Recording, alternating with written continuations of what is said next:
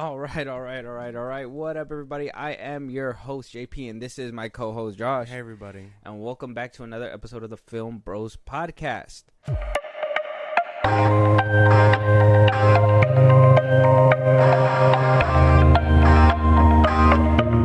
And for those people out there right now, welcome to the live stream. Thank you guys for joining us, everybody that's out there. Thank you for being understanding as well, as yesterday was...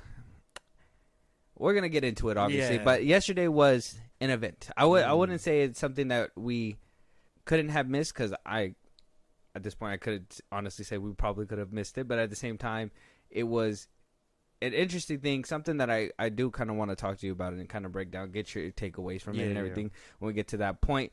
But for those in the live stream already, you guys already see where you guys can, obviously talk to us, conversate with us, and have those conversations. And you're here with the live stream, so you can obviously chime in with anything that's happening here. But Josh, for those podcast listeners who don't know where to go and probably don't know if there's more episodes or not, they should if they're on our page, but let them know where they can support us in a big way, give us a movie to review, catch a live stream at one point. Twitter, TikTok, Instagram at FilmBros Podcast. We post when new episodes are up. You get us up there for any news or movies you want us to cover.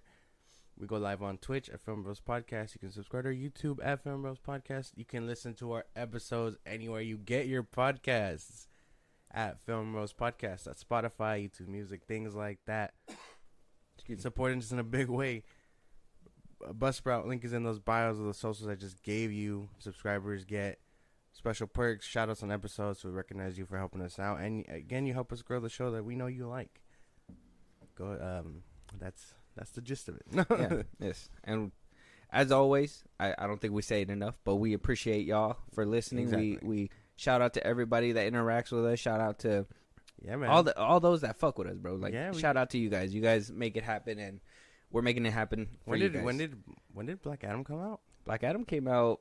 We've been doing this for like a year now. Yeah, it's been a year. Damn, bro. It's coming up on a year. Yeah. We're gonna be hitting season 2 probably by the beginning of next year. For a little tidbit for you guys, if you guys were wondering if we have anything in store, any changes, beginning of the new year is gonna be a vibe. Mm-hmm. It's gonna be a vibe. We got plans. We got things that we're planning to execute. It's gonna be good. So if you guys are thinking like, oh, what's gonna come next? Well, here's your little tidbit. A few months prior to January, there you guys go. We will be expanding and doing other things. It's just this year has been a trip.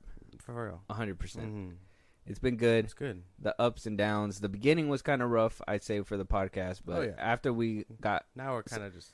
Yeah, we got the hooks on. We're coasting. Well, I wouldn't say we're coasting. We're not where we need to be. We appreciate y'all. We still... shout out to everybody who still fucks with us. But we need those interactions. We need those shares. We need people to listen out. We need to branch out. You need to tell people how great we are. Right? Yeah. Like, we are pretty fire, if I say it. But... let's go ahead and start jumping right into these topics, because somebody that I don't think is on fire, or multiple people, whatever. We got a lot of weird results for that KSI versus Tommy Fury fight. We got a lot of undercards that went down that I was thinking. Salt Poppy is one of them. I thought that was sad. I was kind of rooting for him. I was rooting for who was the Waleed Sharks. I was rooting for him too. He was doing such a good job, and eventually, I feel like the undercard fights were more exciting than the actual Logan Dillon fight and the actual KSI and Tommy. Yeah, Fury they were good undercards. They were actually like trying. Yeah, like they wanted to do damage and actually box. And this is why I like the influencer boxing scene, because I feel like it would be a good platform to give these lower level boxers a chance to come up, because before you would have to be a nobody, and you're a nobody until you finally are good enough to be seen. Well, now you could be average and still have a good career. For people that are introduced to boxing, who wants to dip their toe into it, and it's like, oh, influencer boxing, oh, you want to see more professionals. It's funny because after we changed off that influencer boxing, I put on an actual boxing match, and that room was empty. That room's empty compared to like these influencers, but in the world of boxing, they would be considered nobodies as well. No, they wouldn't know who they are, and they would probably have a different opinion than what other people have. Those undercards were interesting. I thought they were good. Now, let's talk about the Logan and Dylan Dennis. What do you think about that one? How do you feel by the end of it? And I know what you guys are thinking. This isn't film. It's entertainment at the end of the day. Yeah. So it was actually worth. We have to talk about it. The watch. And yeah, it's something that really does need to be talked about because I feel like things are about to change 100%. But what do you take away from that Logan and Dylan fight? It was just embarrassing, dude. Dylan is running around right now saying that he never got knocked down or whatever, and that he's resilient in the fact that he didn't fall to Logan and things like that. But at the same time, that's because all he was doing was defending, right? For those of you that didn't know, he was just defending, and then toward the end, he did some very out-of-pocket shit, like embarrassing. But I thought overall it was just dumb. And then the way Logan is like, yeah, I won. I won. I can't believe I won. It's like, because your opponent really didn't do anything. So you didn't really try against someone who was trying. I honestly think he should have just been disqualified, Logan. His security jumped into the ring. Yeah. On the 5th round or something. He should have been completely disqualified. There should have not been another round to begin with. And then at the end of it, Dylan decided to do the grapple and obviously try to get him in a guillotine or whatever. And it's like that by that point, the security had already jumped in when he was like pushing him to get him off, because I get it. He was being overwhelmed. Yeah, he was laughing it off, but he knew that shit hurt from Logan. Yeah. And it only hurt because he was giving him free shots. And that's only because why? Dylan is not a fighter. He's not a boxer like that. He's not. I'm not going to say he's not a fighter. He's not a boxer. Yeah. He's an MMA fighter. Logan will never meet him in a MMA ring, but he will most definitely come at him in a boxing ring where he doesn't know what to do. So that whole speech at the end, it's like it wasn't even warranted. You didn't even knock him out. Like one thing would have been if you knocked him out after all that and then you give that speech. It's like, we can't even relate to you, dog. Yeah, like, what are you gonna do after this? You're gonna go to WWE? Nobody cares. He called out Rey Mysterio. Yeah, Rey Mysterio. Stupid, bro. What the fuck, dude? That was the dumbest shit, man. And that's what I'm saying. Like, Logan, like, tries to make it seem like, oh, it's the biggest night of my life, whatever, blah, blah, blah. You're not even into it. You're not serious about it. Jake Paul is still a better fighter. 100%. I can't. No. Like, his brother's still the better fighter. Even then, Jake Paul is kind of like low tier compared to these pro boxers that have been doing it. I think if Jake really goes a little bit longer, I think he can actually have a good chance. He's still young. He still has the chance. He's doing the best that he could. Yeah. Logan, on the other hand, like 6-1. Logan, on the other hand, dipping in and out of it and acting like it's his sport. It's not his sport. He doesn't play it. He fought 2 matches. He won one, by disqualification from Dennis, only because of the 6th round when he grappled him and everything. But before that, his security team jumped in. Yeah. So it's like that's disqualification in and itself. Nobody's allowed to step in that ring besides the opponents and the referee. So if somebody from your crew steps in, that's illegal. Disqualification. I don't know. That was kind of a weird one. Yeah, no, I believe that. But that Tommy Fury and that KSI, that majority win. That's the one. People are saying, oh, it's a split decision. Oh, no. People are saying it should have been a split decision or should have went to KSI. But it's like, it was a unanimous decision. Yeah, it was unanimous, saying that a majority decision, basically, and basically said that Fury did a better job. Yeah. And I have some clips here. They're actually right here. Of, now they're thinking it's going to be a Conor versus KSI fight next, but I don't know about that one. Conor might be able to do some damage this time around. But, KSI.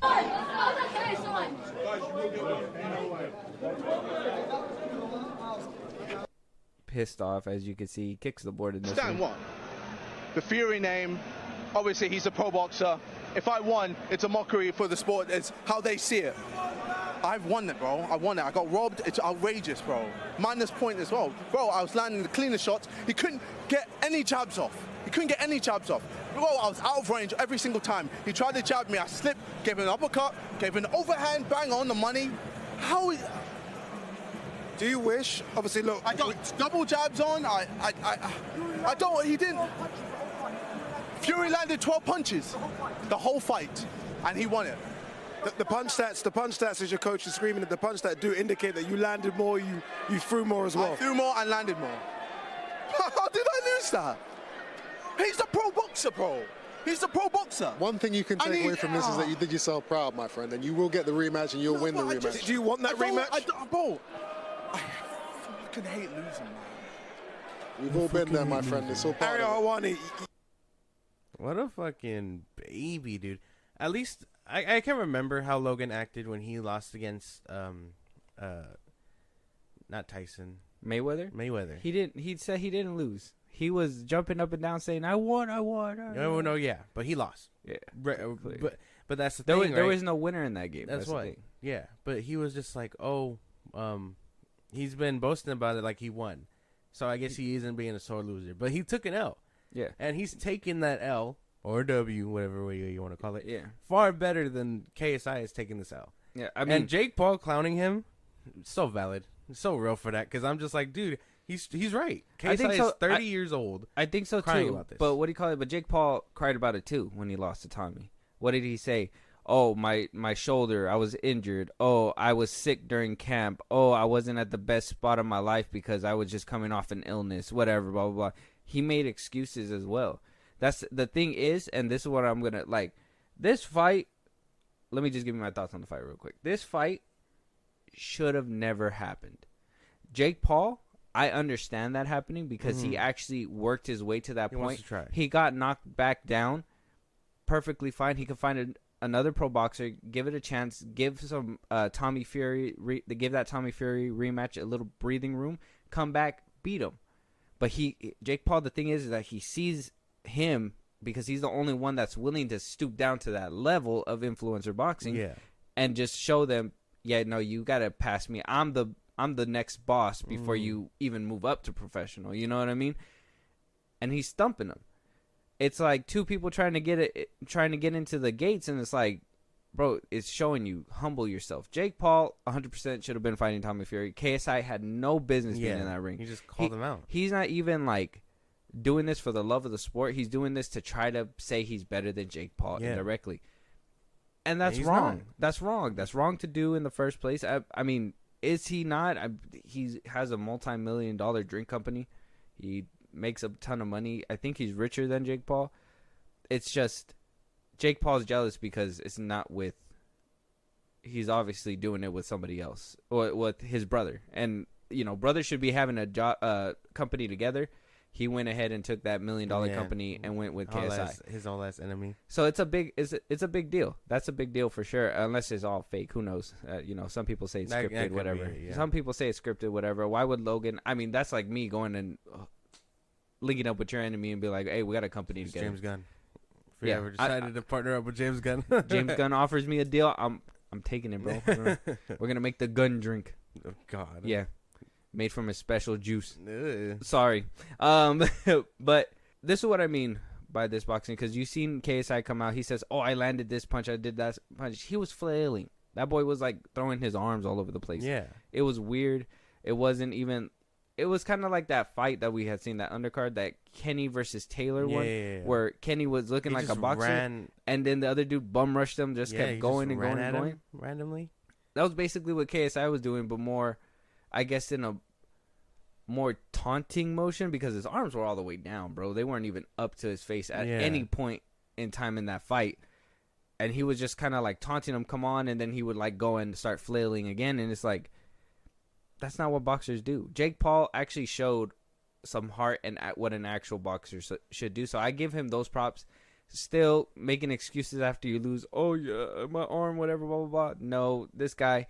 Oh, it's because he's a pro boxer. We can't win because we're pro boxers. So then why don't you be like, you know what? Jake should get that rematch because if anything, he's the better one of us and he got robbed. Mm-hmm. Why didn't he say that? No, it's because he's a fucking crybaby. Yeah. Just like Logan. If Logan would have lost too, it would have been all bad. Nina wasn't even in the fucking ring with him, which was so dumb, dude. He kissed her and then she like vanished. Yeah, she bounced to the locker room. She went to the locker room. I wound up seeing that Jake wound up putting a video out this morning, basically recapping what basically happened. And at the end of it, she was in the locker room waiting for him when he got off the stage. Dude. Yeah. He even shouted her out and she was nowhere to be seen. I think she was afraid that Dennis was gonna get back on the stage and that's funny. Get close. He was already in the hallway. He was already making his way to his locker room. Yeah, I don't know. It was a big fiasco. Like I said.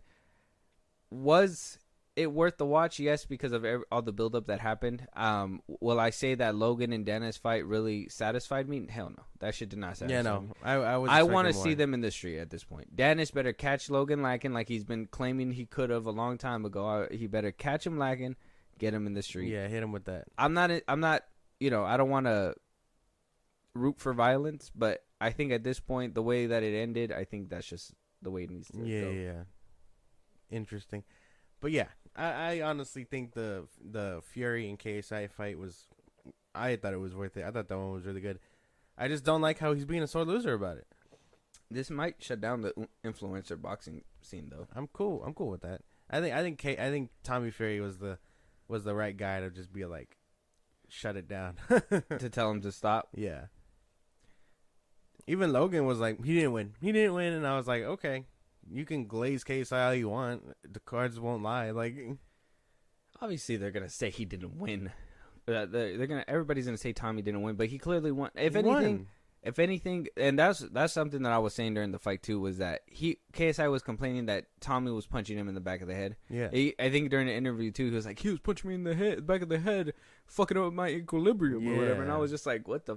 First of all, how KSI stop. Bro? But that's what he was doing to Tommy, like for a good chunk of the fight. That's why everyone was like, "Oh, hugging. he's hitting me in the back of the head." And I'll go, "Well, where were the counts that the ref didn't even pull them away when he was doing it?" I swear, I saw the ref looking at him, Yeah. looking up and down the body, and then when Tommy did it, that's when the ref. That's when in. he was like, "Okay." Like I've never seen a more paid off ref. This is insane. Yeah. No. KSI was landing just as much hits to the back of Tommy's head, and he was taking it like a champ regardless. And then he cried about it one time, and the ref was like, "You need to stop." Like.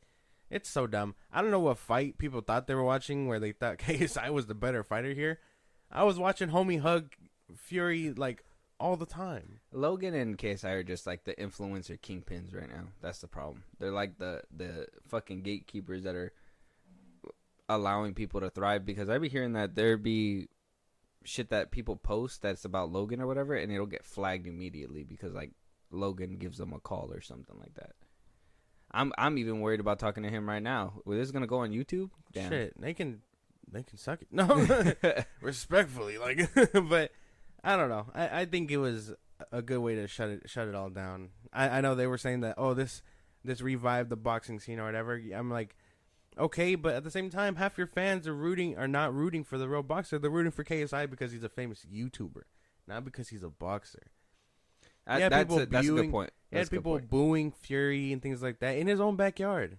Like, that's bullshit. If this was a real fight with real fighters, Fury versus whoever, it would have been hailed Fury's crowd. But because people know KSI off YouTube and he's this meme or whatever, of course he's gonna have kids rooting for him. Let me play devil's advocate and say, can Fury be looked at as this fucking good ass boxer? Because at this point, I'm thinking he's low level pro boxing. Like, I was hearing that he was supposed to have like accolades and stuff like that, but Tyson's the bigger brother when it comes to like the boxing world, and Tommy's like the little brother who's still trying to come up. And him split decision with Jake Paul, narrowly making it out against KSI. Are you telling me that he couldn't figure out any counters? And this is what I was telling you earlier too, was that I get it. YouTube people are unpredictable. Yeah. They don't fight by the same set of rules that like Tommy Fury, these pro wrestlers or pro boxers go with. And so how do you counter those things? Like, he should be able to figure that out as a boxer, because even he said, "Oh, if you're gonna be punching like somebody who just came out the pub," that's exactly how he was punching that yesterday night. Like, he was punching like he literally was drunk, had no way around getting around, and he was just punching, hugging, trying to close the gap because he knew combinations were going to come his way. And Tommy didn't know how to counter it at all. Like, that's something that he should know how to do. There was a few times where he countered and dodged and things like that. That overhand, he hit him once, and then he never hit him with it again because he's seen it coming a mile away. Mm-hmm. Like, it took one mistake like that just for him to be like, okay, I know when to read it now. Mm-hmm. Like we predicted. But it's just, I don't know. Obviously, Tyson's the bigger boxer here, and but he's on his way. I think he's definitely on his way. Yeah, but I mean, doing this and actually winning was a good part. Good thing he didn't lose, because if he would have lost, it would have been different. He would have to illegally change his name. Yeah, it'd be a different story altogether. Obviously his dad, being as respectful as he can after the fight was like hilarious. He was like actually nice, gave them props and everything, said that it wasn't a stolen fight and that he won fair and square.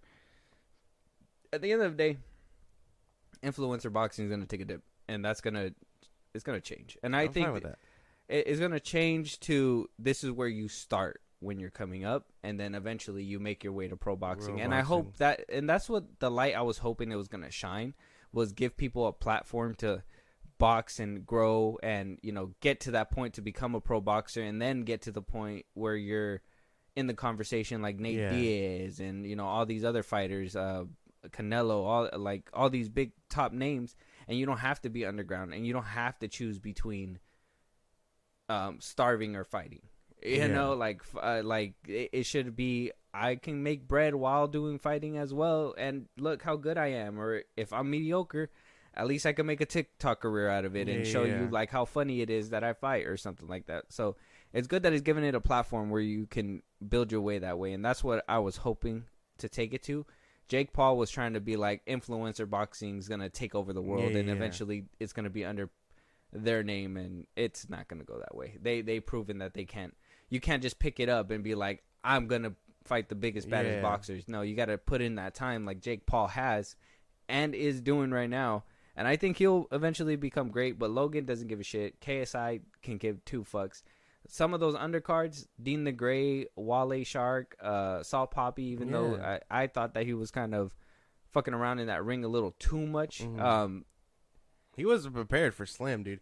And I thought he was. I thought he was going to put on a decent show. He thought it was going to be an easy fight, and you could tell in his face. And then once Slim caught on to the fact that he was being laughed at, he started fucking him up. He hit him with that right, bro. But he hit him with those scared hits, bro. He was scared. Slim was scared. He knew that Salt Poppy could have had him. And that's why when he saw that he was taking it lightly, he's like, I'm on it. Yeah. I'm getting that shit. That's why. And maybe, because even I thought Salt Poppy was going to take it. I thought, him being in his, having his body the way it was and things like that, I thought he was going to take it. Slim is still scrawny, whatever, so I was expecting him to just go at him, but that wasn't the case. He thought it was too easy, got too cocky, and Slim was just like, fuck that, and boom, hit him. Yeah, turn into TKO. Not very good. That was crazy. That shit was crazy. The fight was insane. Let's just see KSI's face one more time before we move on. Ladies and gentlemen, we go to the wow, dirty. The 6 rounds of boxing. Rafael Ramos scores about 57. 57, he has it even. Roberto Ramirez and Joel Elizondo scored about 57, 56 to the winner by majority decision, Tommy Fury.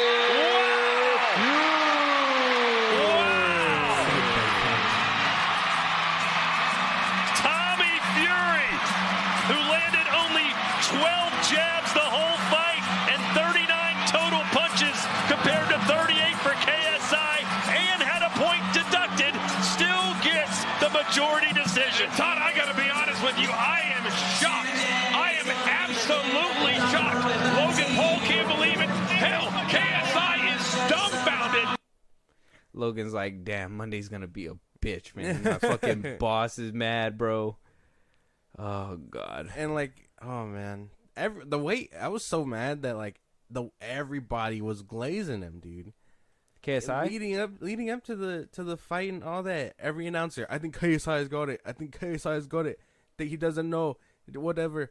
And then Fury wins, and everyone is still glazing. And I'm like, it must be nice having people in your back pocket paying you to say that shit. Yeah. Because there's not enough money for me. They're just like, remember who's paying the bills in this bitch. Yeah. Just remember who's paying the bills. Yeah, we think KSI has it, bro.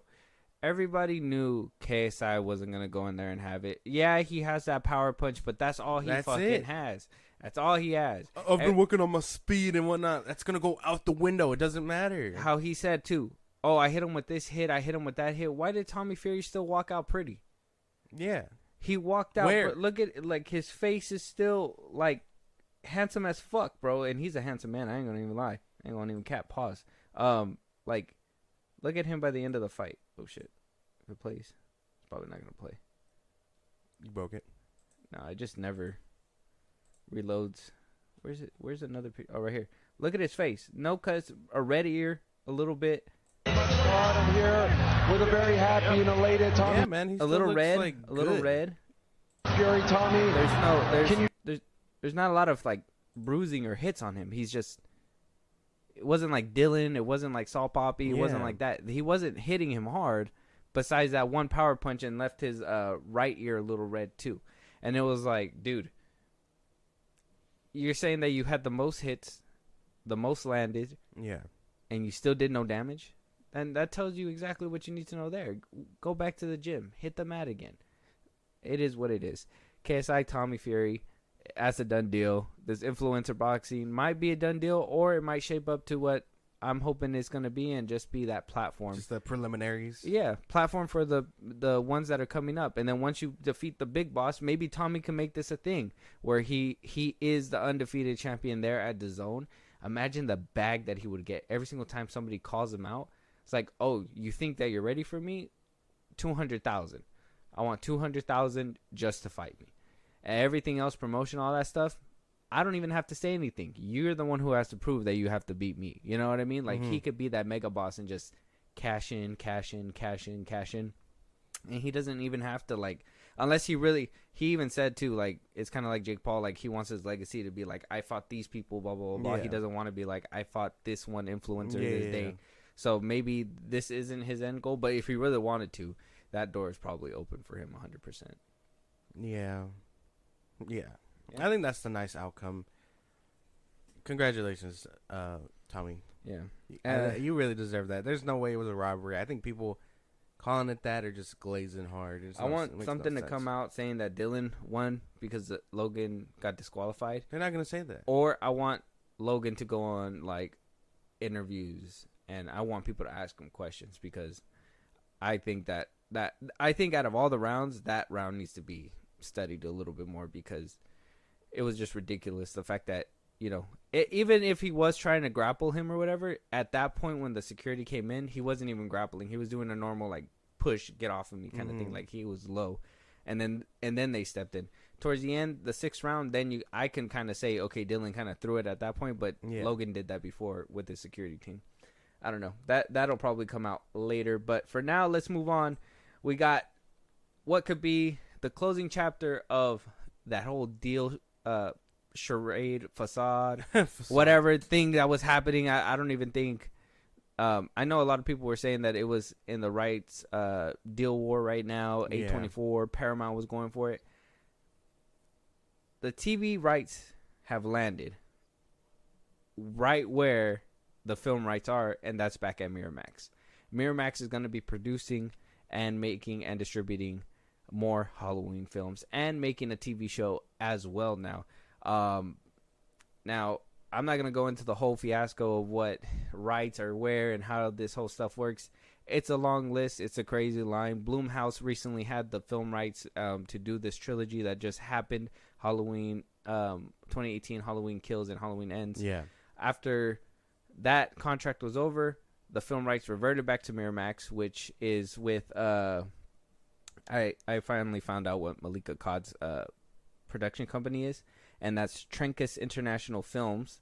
So it's all back there. The TV rights were floating around somewhere. I guess they were trying to see who was gonna pay the most for it. And Miramax said, "Hey, we have the film rights. We want the TV rights too." So now Miramax is gonna be looking into doing their own Michael Myers cinematic universe. Fuck. So closing the chapter to the deal, opening the book to something might be crazy. That does sound insane, actually.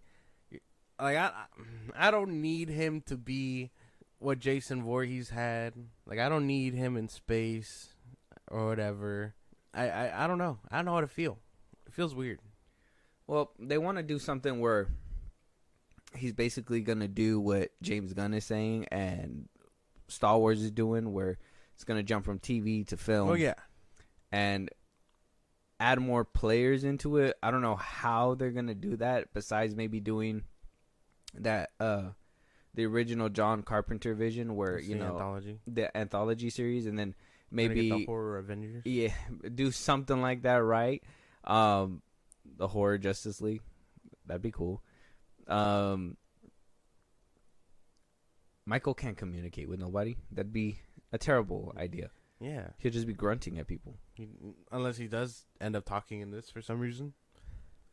Miramax wound up making the films. They wound up distributing the original Halloween, the 1987 one, and then they also came back and distributed Halloween H2O and Halloween Resurrection. Those are the 3 movies that they put out. 1 was a banger and a cult classic, and 2 arguably are the forgettable ones. Oh damn! Are we bringing back Busta Rhymes? I'll be down for that. Imagine a Busta Rhymes spinoff where he has been. Michael's just like, oh, I remember that ass whooping motherfucker. I'm coming for you. Here for round 2, bitch. He's a successful TV producer or whatever. Damn, coming up with movie ideas for you, Miramax. Come on now. Yeah, gold, probably. I think Michael Myers has come to the point where it is going to be that history is doomed to repeat itself, because we had this issue. I need another remake. Yeah, it's basically what's going to happen. Either that or they're going to continue off the story. I know that behind the scenes there was rumors going around saying that they might potentially pick up where they left off, with 5, or not 6, but 5. And then potentially that they can just do what's it called? Continue off of Resurrection or H2O, like completely cut off Resurrection. Like they're thinking about squeezing them in and removing some things, kind of like what Halloween 2018 did. But it's like, just start fresh. At that point, yeah. If you're getting the film rights, like you the TV rights, if they're trying to, in my opinion, and I'm gonna give them a better idea instead of the whole Busta Rhymes thing. Busta Rhymes. But you could do a film series on like what Rob Zombie was trying to do and show his growing up within the asylum. We know he was in there for 18 years. Show that in a like a TV episode by episode. Show what kind of shit he does in the asylum. I'm sure he wasn't just quiet and sitting there. I'm sure he did some crazy shit. Probably killed a couple people as the time was going on, and they just kind of were like, well, he's crazy. Well, he's crazy. You know what I mean? Like, they could do something like that, and then eventually when he becomes an adult, put him in a movie. Put him in a movie and be like, oh, you got to watch the TV show to know what happens in the movie. Subscribe to Miramax Plus. Yeah, whatever. And then, eventually maybe Michael bursts a new villain by killing somebody or cutting them up or whatever, and boom, Freddy Krueger. I don't know what the fuck, but like, eventually he lights someone on fire. That would be different. Like, imagine, Michael. and then whoever he turns into a villain, they get their own spin-off TV show. They build them up or whatever, and then boom, like, it would be cool like that. But it's just, you would have to make it sound interesting and not dumb, because it sounds crazy that way. But the only thing I'd care about really is just if they decided to pick up from 4. That's the only thing I'd care about. Like, I know that chick is probably old as shit right now, but like something like that. It would be kind of like a Jamie Lee Curtis thing, like picking up like 30 years later or something, 40 years later. I'd be down for that. Like, say she actually killed her mom or whatever, and then she's been locked up ever since or whatever. I don't know how. Did Michael actually die, or is the same thing playing out like he's just survived by a hermit or something? Well, yeah, survived. No, not. I guess survived, but I guess they could change it by hermit. You know what I mean? Just say that he killed, that she did, that he didn't make it, and that they still share that connection and whatnot. Just not the whole like silence thing and cult thing and whatever. I think they gotta go no strings attached route, like no strings attached, like completely just like full reboot it. Yeah, full. I mean, it's been a while since we've had a reboot. Change it up, and like technically, I think I want the dude to come back. Like, I know he's probably old right now, but the same dude that played him in the recent movies. Oh, the older man. I think he got it right. Like, they got it right with him, with the mannerisms and all that stuff too. I think he could be brought back, but he would be too old for a young Michael. If they're gonna try to do like a young Michael Myers and stuff like that, they would have to find somebody just a tad bit, well, a lot younger, to be honest. Oh yeah, because when he breaks out, he's like 18 or something, or 19, 20, something like that. He's around there. I don't know. Damn, but I think Loomis is just dumping clips into this young man. This misunderstood young man. Michael, stop. Unload 6 bullets. Yeah, it's. I feel like this whole Halloween franchise is just gonna keep repeating, washing and repeating. Hey, we get the rights. Oh no, we get the rights. We're gonna try to connect and whatever is like. No, just start all over. If Michael is on another reboot or he gets another franchise that connects the same thing, we would have had this man way longer than Jason Voorhees has had movies. Yeah, Jason Voorhees. He's been in limbo. Where's that TV show at? The Crystal Lake one. That whole film rights and everything, they were going through it. It's gonna be coming pretty soon. It's taking too long. Yeah, it's what. There was a whole legal. I'm not battle. gonna rewatch 80s movies. I can't. Why not? Not of them. You don't want to see Jason Takes Manhattan? Hell no. Why? Because that one was see Freddy garbage. Goes to Hell? No, it's not garbage. That one was also bad. Jason X? Don't even. Freddy versus Jason. Don't play with me. Okay, that one's a guilty pleasure. That's different. Yeah. Like Jason X is my guilty pleasure. I don't know why. That one's like the coolest one in my opinion, but it's like the worst one at the same cool, time. but then out of nowhere, it's like, oh no, the self-destruct, you go boom, like Yeah. like giant ass space station or whatever. Beating up hologram bitches with their own hologram. Yeah, and just it was hilarious. That whole franchise is just a trip if you look back at it. But yeah, Michael's gonna live on. We're gonna see him again someday. You just have to switch it up. I love Michael Myers. I love him as a franchise. I love horror. They do have to switch him up. I think at this point, just do that anthology, man. Yeah. Or what if Michael killed his whole family that night, even the baby? Like, what if he didn't? God. Listen. What if he crossed that line? You know what I mean? Killed his parents, all that stuff. Like, killed everybody, and then he walked out and has been surviving, and never got locked up in the asylum. You never met Loomis? Never meets Loomis. Like, where could he be now? You know what I mean? Like, that would be an interesting story. What if this or whatever? I know some people are gonna be like, oh, but it's not the same as the original, man. It's like, who cares? Try something different, bro. If it's not your flavor, it's not your flavor. But try something different. Exactly. Like, for the love of God, please. For the love of God. It's because I know like some people like. Oh yeah. That like the consistency, but if the consistency starts getting nasty because they just don't know how to consistently make it, it's like, well, you're trying a different flavor and it's just shit at that point. Yeah, man, we know. Just switch up the formula a little bit. Make Michael a girl or something. I don't know. No. Mikael Myers. Michelle Myers. Michelle Myers. Oh my God. Damn. Why would she be mad? Oh, and she kills her brother. Imagine, that'd be crazy. Kill her brother. And then Loomis is a woman too. Yeah. Mrs. Loomis. Wait, we are creating woke Michael Myers apparently. Yeah, Miss Loomis. Yeah. And Jamie Lee Curtis has to be a dude now. Yeah. Yeah. So, Michael is making him scream like a woman. Yeah. He's after me still. It's so bad. Nah, man. I think the bloodline in males is much stronger in the Myers family. You pull out a slug, like I think, like just you know what I mean. Like it's a wrap. Some people in the Halloween universe don't know how to shoot a fucking gun, bro. They don't know how to shoot a fucking gun. It's insane. It's insane how often they miss, how long it takes to reload, and how easy it is for Michael Myers to literally walk up to them and just be like, "Ha, I'm here, bitch." Bends gun in half. It's like, what the fuck? How does he do that? You should have been able to hit me this time. The only one to actually hit their shots accurately and probably not die, the cop from 4. He hit him with all those slugs. Oh yeah, the fire shotgun. Yeah, and then he somehow avoided a dynamite stick. The funniest bit of that all. Get ready for more Halloween, guys. There's gonna be some more kookiness. Yeah, it might get a little bit more kooky than actual like coherent, but we're here for it. I think. Will you tune in? Oh yeah, I think I'll check it out. I do need to. I just need them to switch it up. What would be the thing that says no Michael Myers? Like they're making something stupid. I'm not watching it because you're not a big horror fan. Well, no. So I'm sure you could write off stupid horror if you wanted to. Oh yeah, but I think it's just a lot of like the same thing. Like I don't think I want the same thing. Like if it's the same old like Oh, Michael Myers in Haddonfield. Oh, he got locked up for 20 years. There's Loomis. And it's the same story. I don't want that. Like, spice it up. Make him a chick. Loomis is recast. So is Jamie Lee Curtis and all them. Yeah. Make him a chick. Let Rob Zombie come back and make his original vision for 3.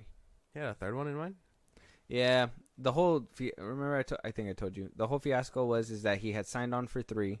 The first one was such a hassle to make. He didn't really, enjoy his time doing that. Yeah.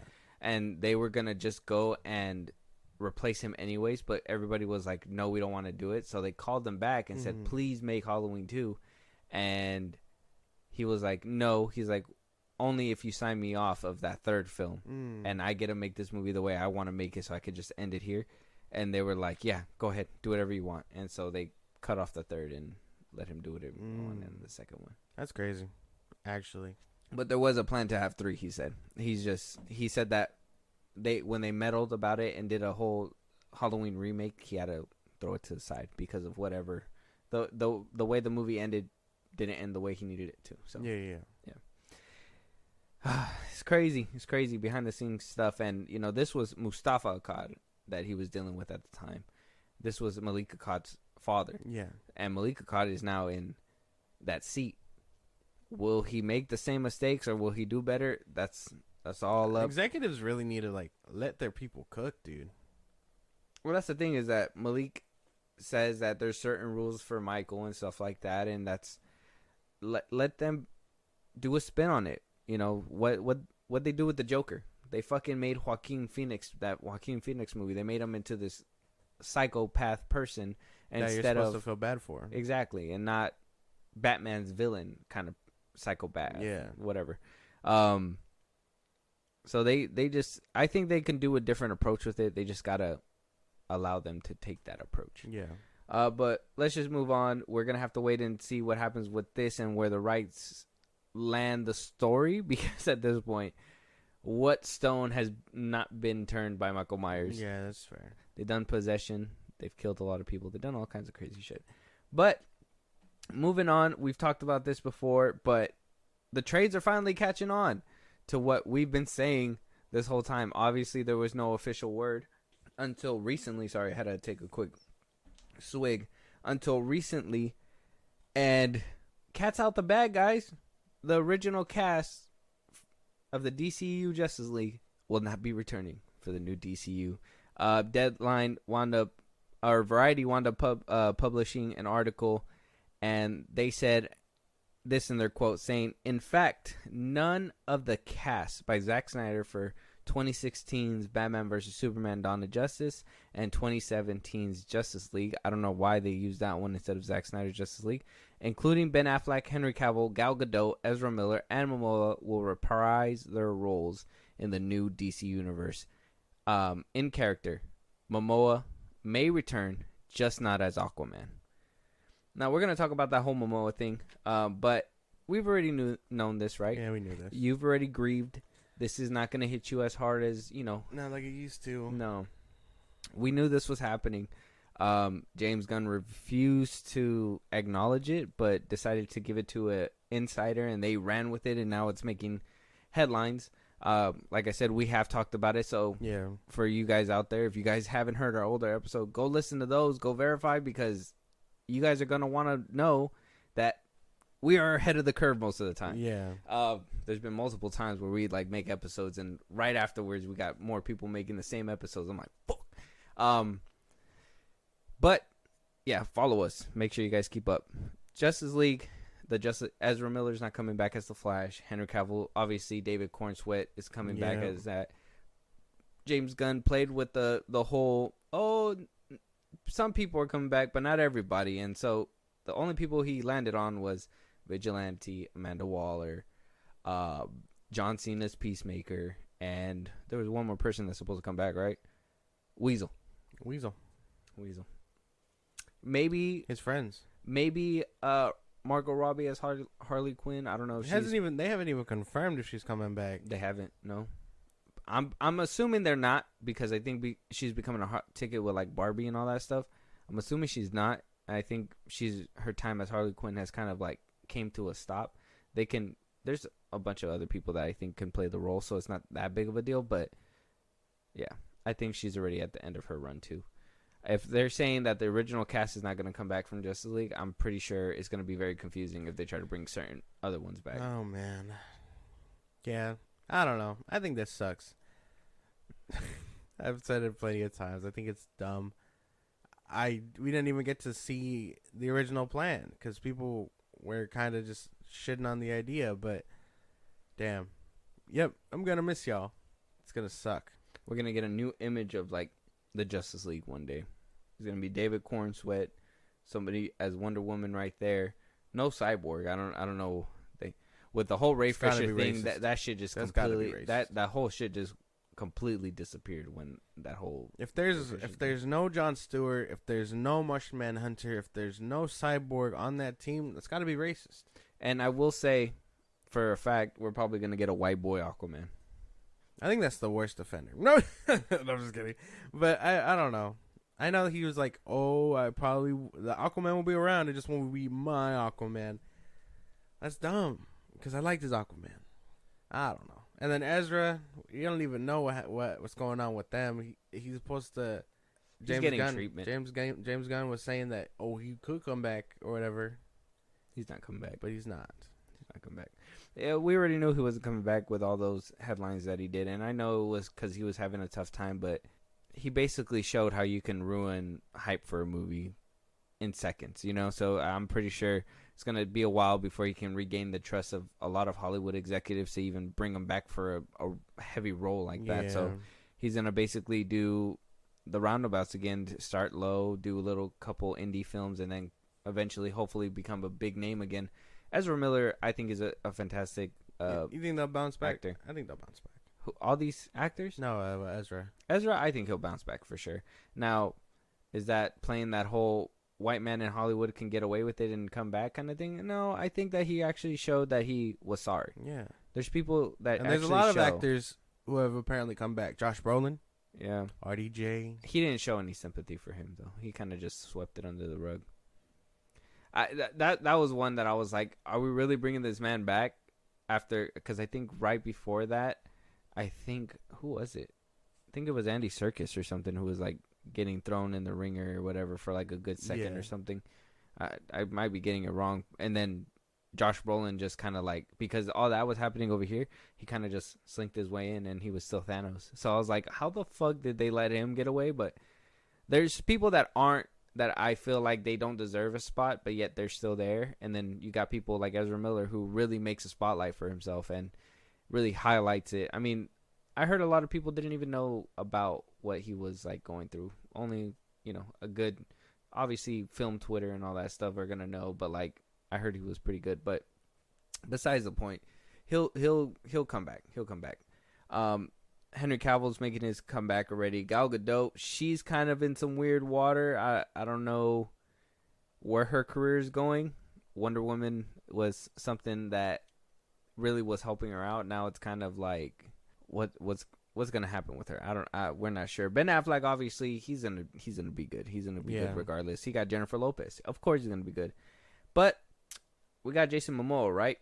Obviously, we heard that he might be going as Lobo, but we might be having a good clue on when we're going to get that announcement. So Jeff Snyder took to Twitter and to the Hot Mic podcast and decided to reveal when he believes the window of the announcement might happen that Momoa is going to be Lobo.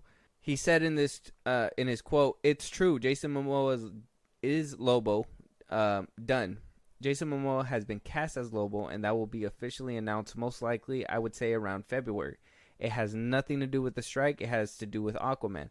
So Aquaman's got to do theaters, and then it'll be on Max. After it's on Max and has played a week or two on Max or whatever, I think February, maybe March at the latest, you're going to get an announcement about Momoa as Lobo, especially if he's part of the Superman cast.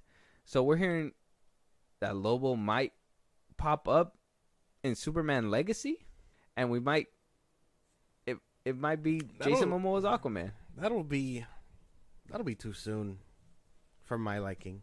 Like, we just seen him in Aquaman, whether it flops or does really good, regardless. like we just seen him as Aquaman. Like it's cool that you made the ship, but why did he make the ship? You know what I mean? What do you mean? Like, how did he join the boat? How did he get on there? Regardless like the new DCU boat? Regardless if he's Lobo, why couldn't you give everyone else a role? Something. Oh, it's gonna play like that. You're gonna try to be like, oh, why does he get recast, but you don't recast the other people exactly as different characters? Mm-hmm. Well, that's gonna be confusing. I think it's not gonna be confusing seeing Aquaman as Lobo. I think James Gunn saw an opportunity and took it. I think he saw that Jason Momoa is basically Lobo. And I think Jason Momoa even said that he did audition for Lobo too, but Zack Snyder was like, no, like you're our Aquaman, like you look like Aquaman if you want it, and he was like, well, yeah, it gets me, in the DC fold, so I'm gonna obviously take it. So he really wanted this, and I'm sure when James Gunn called him up to be like, well, Aquaman, we're gonna have to let you swim away, and then he was just like, but wait, I had an idea. Maybe I could do it for your universe. I had this, Lobo. And he's like, oh, you know what? That will actually work. I seen your stuff. Well, we could do a small interview behind closed doors, whatever, blah, blah, blah. And then that's when he made that video of him, all me excited, and DC, whatever, blah, blah, blah. I'm pretty sure that's kind of like what the timeline looked like. And that's basically what happened. Because who's going to get cut from the team first? Obviously, not the man who had the $1 billion movie. He was able to attract the $1 billion. You know what I mean? The other ones, I mean, they got close, but apparently it wasn't $1 billion. So I don't know, man. It's just weird. You got all these people that were like in the shit, and now the only one that gets to make it out is Jason Momoa as Aquaman. It just feels mad disrespectful. You know what I'm saying? I don't know. Business is business, in my opinion. Now, it is bad. It is bad for the other ones, but look at Ray Fisher. He knew he wasn't Cyborg for the longest. He's already making roles and doing all kinds of crazy shit.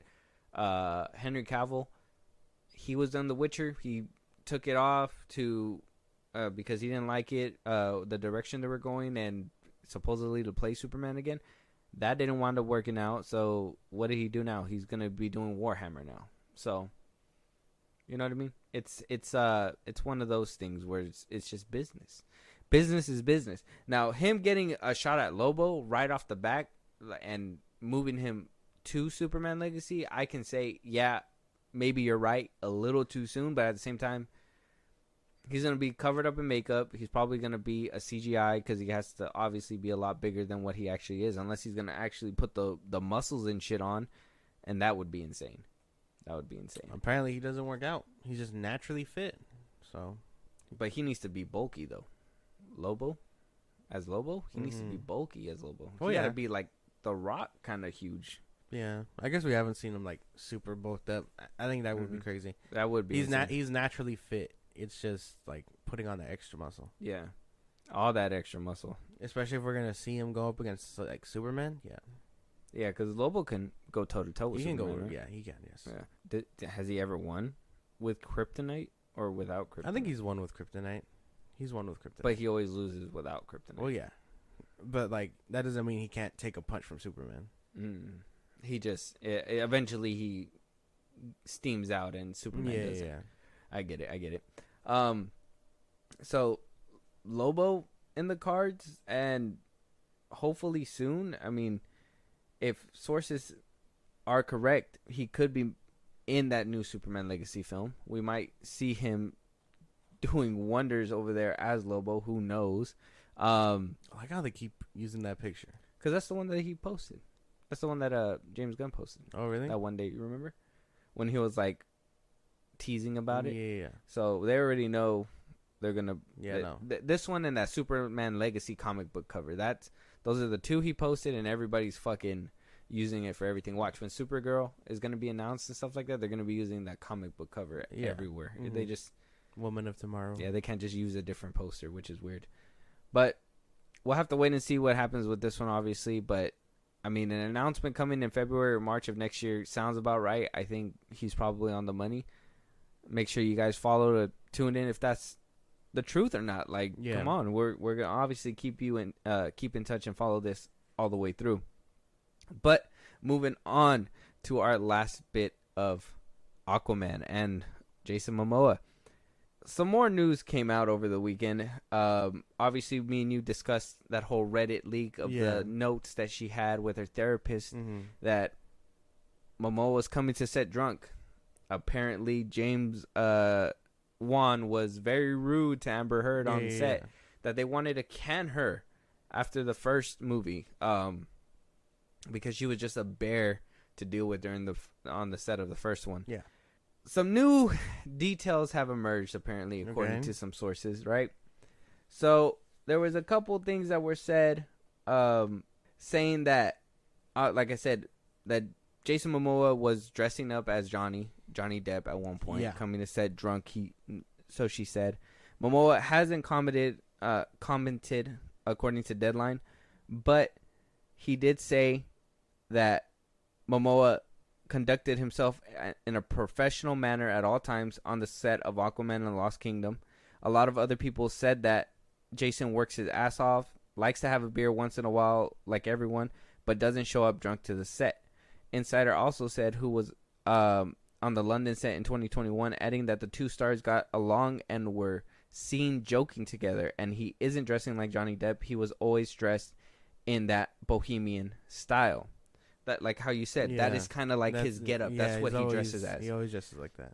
Heard didn't comment, but saying that a source close to the actor said, confirmed that the notes refer to Aquaman 2 set and reflect the session on December 27th, 2021. Another source close to the actress says her lawyer fought the release of the therapy notes, which had been subpoenaed by Depp's attorney during discovery.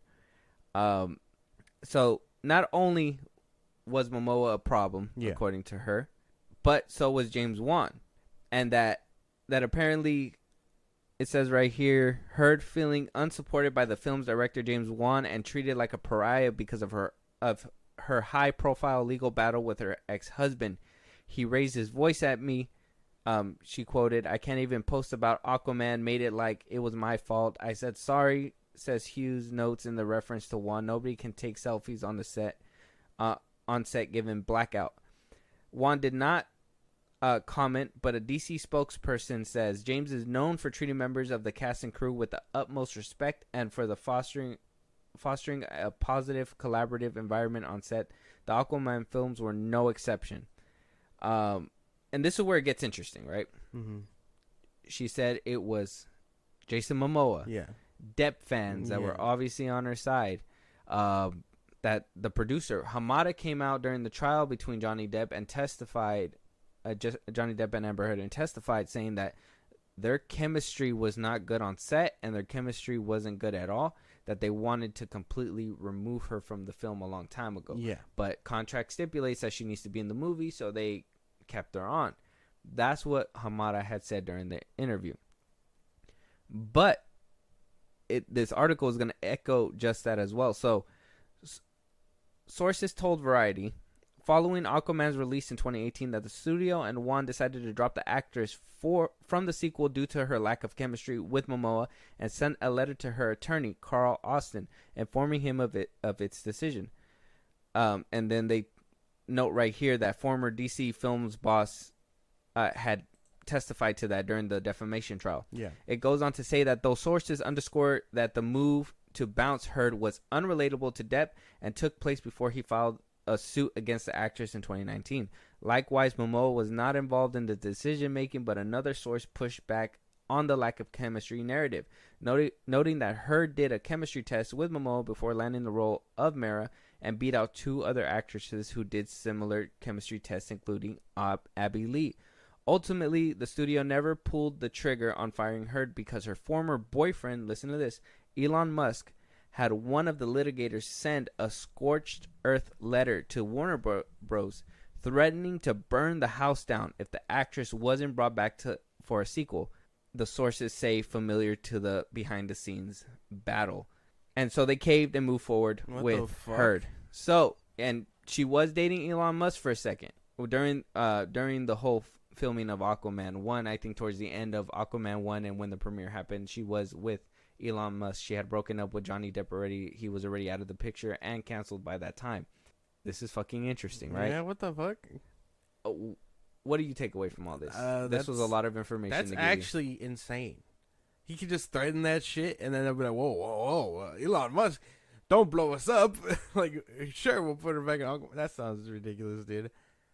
That sounds so ridiculous. The Justice League themselves cannot stop Elon Musk. That's crazy. Apparently not. What the fuck? I think this is like the second time they've tried to like paint Jason Momoa as like a bad guy in recent memory. He always seems so nice, right? Like he gives off like that energy, and I understand. Like they want to like make him the villain, but he's just a nice guy. Like I don't think he's ever had beef, and he's always just like that. Like he had the fiasco with Vin Diesel, and then now this is more recent than that, obviously. But I don't know. I think it's just her. It's not them. It's her. She's clearly an issue. She's obviously the girl who cried wolf once. Trying to play victim. She bats her eyes and says, "Oh, they're hurting me." Yeah, you know, she's trying to play victim.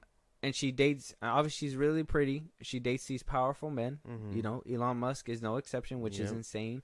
How the fuck, bro? At one point, there was pictures and stuff of him bruised and her bruised. Like they were actually duking it out behind closed doors and stuff. So and nothing ever came out about that. Yeah. And Elon Musk dumped her.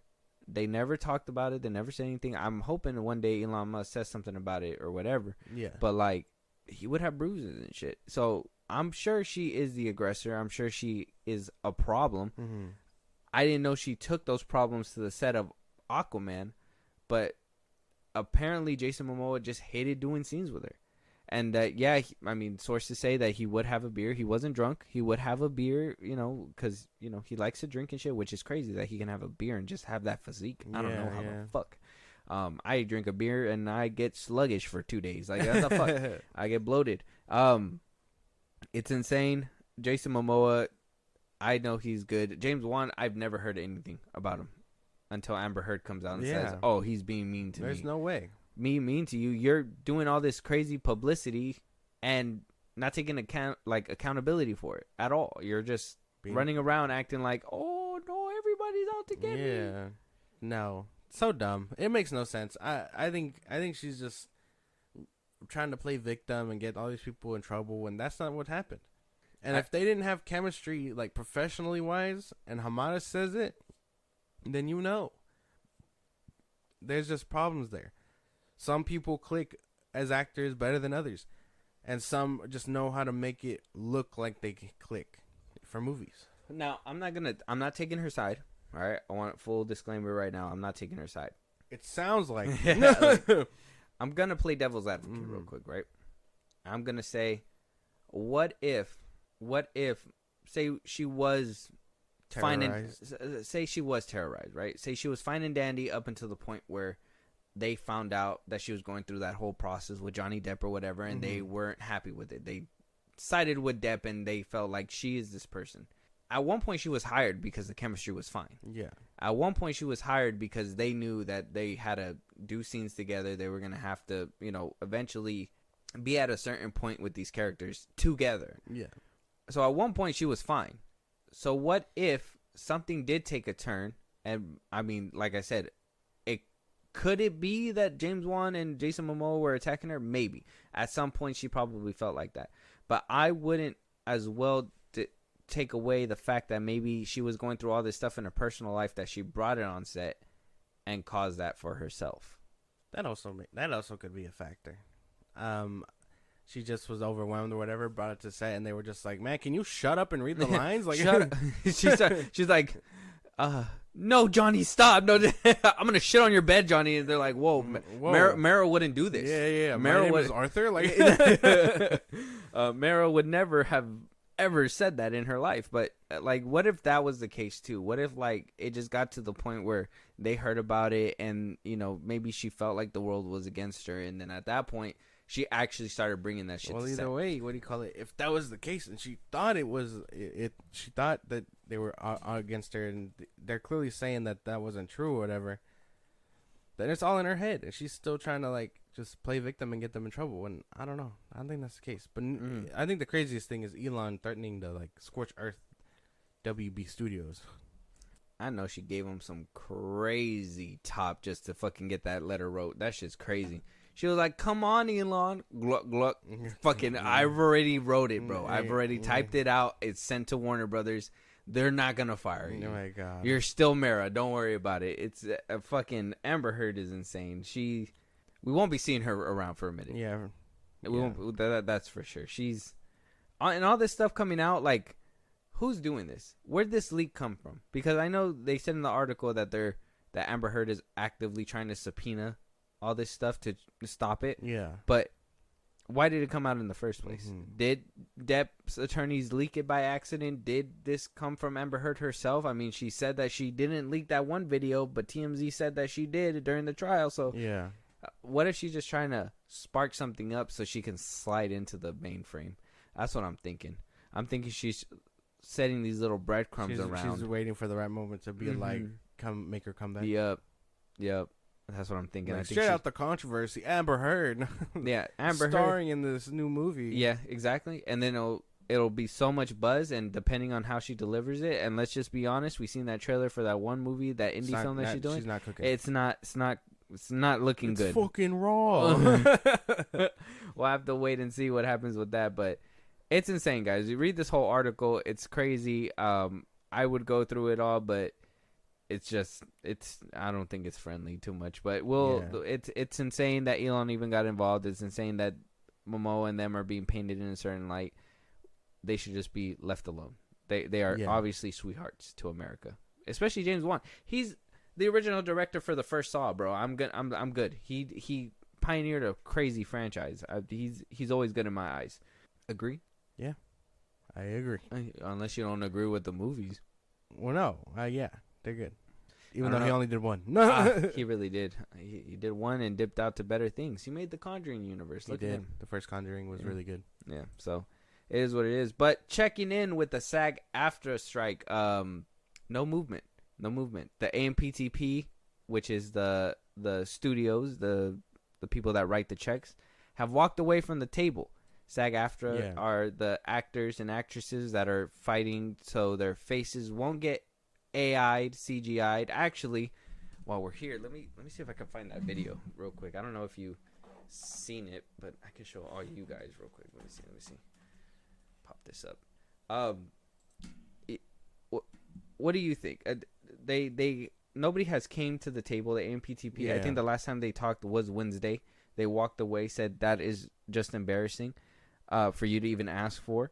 Why do you think they walked away? And why do you think they're not even sitting at the table trying to negotiate? Well, I know they asked for 2% of streaming revenue, and then that's when they were just like, bah, we're leaving. Bye. You asking for too much now. 2%? That's ridiculous. And I don't know why they just decided, all right, that you kind of crossed the line there when it's so dumb. It makes no sense.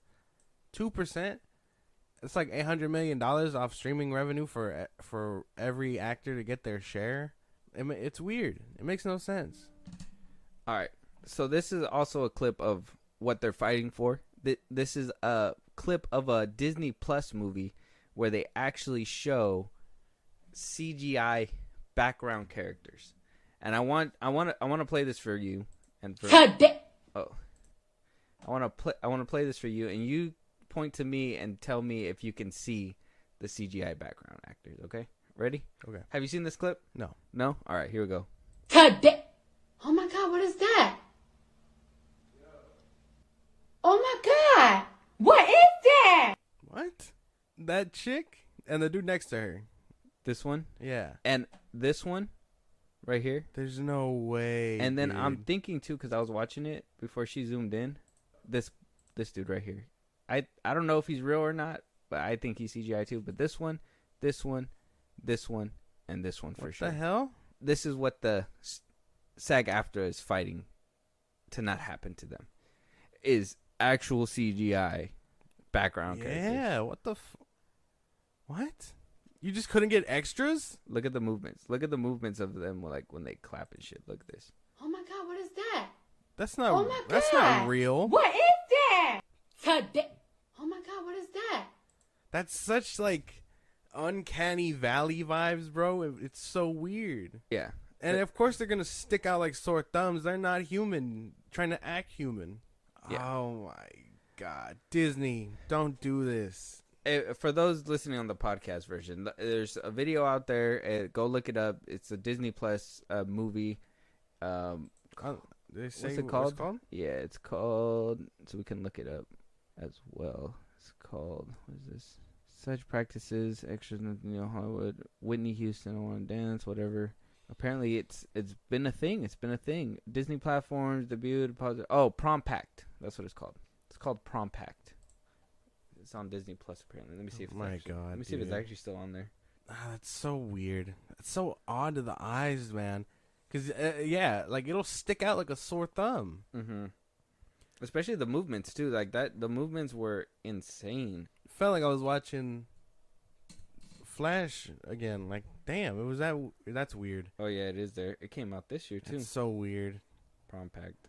They just couldn't get extras to fill in those seats. Apparently they just charge too much. This is the way that studios will save money if they can just CGI a crowd. So it'll look like a video game background. I would have rather just had play that Rocket empty League. space. We play Rocket League. You're telling me that they're gonna start looking like the people in the stands, basically, bro? Yeah. That's so gross. I would have preferred empty space between the bleachers if it meant real people actually sitting and stuff like that. The thing is that that's what SAG AFTRA is fighting for, though, is that they're fighting for that not to happen to them, and being able to do that for free, crazy. So they talked to Fran Drescher, which is SAG AFTRA's main lady. She is the one in charge, the head honcho. They gave her a little bit of a Q&A asking what happened. She kind of reveals why they stopped speaking, and we'll kind of break down every single question. So the interviewer asked, "Can you talk about what happened in your negotiations with the AMPTP?" Drescher responded saying they had given us a proposal package. We worked for like 36 hours on it. We brought it back to them. We walked them through it, and they left and then called a few hours later and said, "We're breaking negotiations." So it's not only baffling, but wholly disappointing and counterproductive. I'd never really met people that actually don't understand what negotiations mean. Why are you walking away from the table? To what end do you hope that that will accomplish anything? And actually, my members are more pumped up than ever. They feel so insulted by this, so degraded by this, and dishonored by this. It's like, friend, do not cave. Remain strong. Hold onto your resolve, because this can't be for nothing. So they gave him a proposal. They walked away. They said, fuck you guys. Mm-hmm. Haven't came back to the table yet. What do you think is so crazy in that proposal that they just refused to come back? I'm telling you, it has to be the 2%. The 2% streaming. It's either that, or they're like, oh, we'll leave them at the table, and then that way the ball's in our court. When really, no, it's not. I did hear about that 2% streaming too. They were like, whoa, 2%? In the movies that show your face and we use to market, there's no way. Nuh-uh. That can't happen. 2%. That's so ridiculous. We're gonna leave now. Like, you know what I mean? Ha. We're not gonna tell you in front of your face either. We're gonna call you later. Like, that 2%, mad ridiculous. Now, I know you're making fun. I don't think they deserve the 2%. What do you mean? No. They're the stars in the movies. They deserve a percentage, but I don't think they deserve 2%. They're in the movies, but they get paid up front to be in that movie. They get paid promotion. They get paid to walk around and stuff like that. They're paid there to do a job, and that's to play the actors within the film.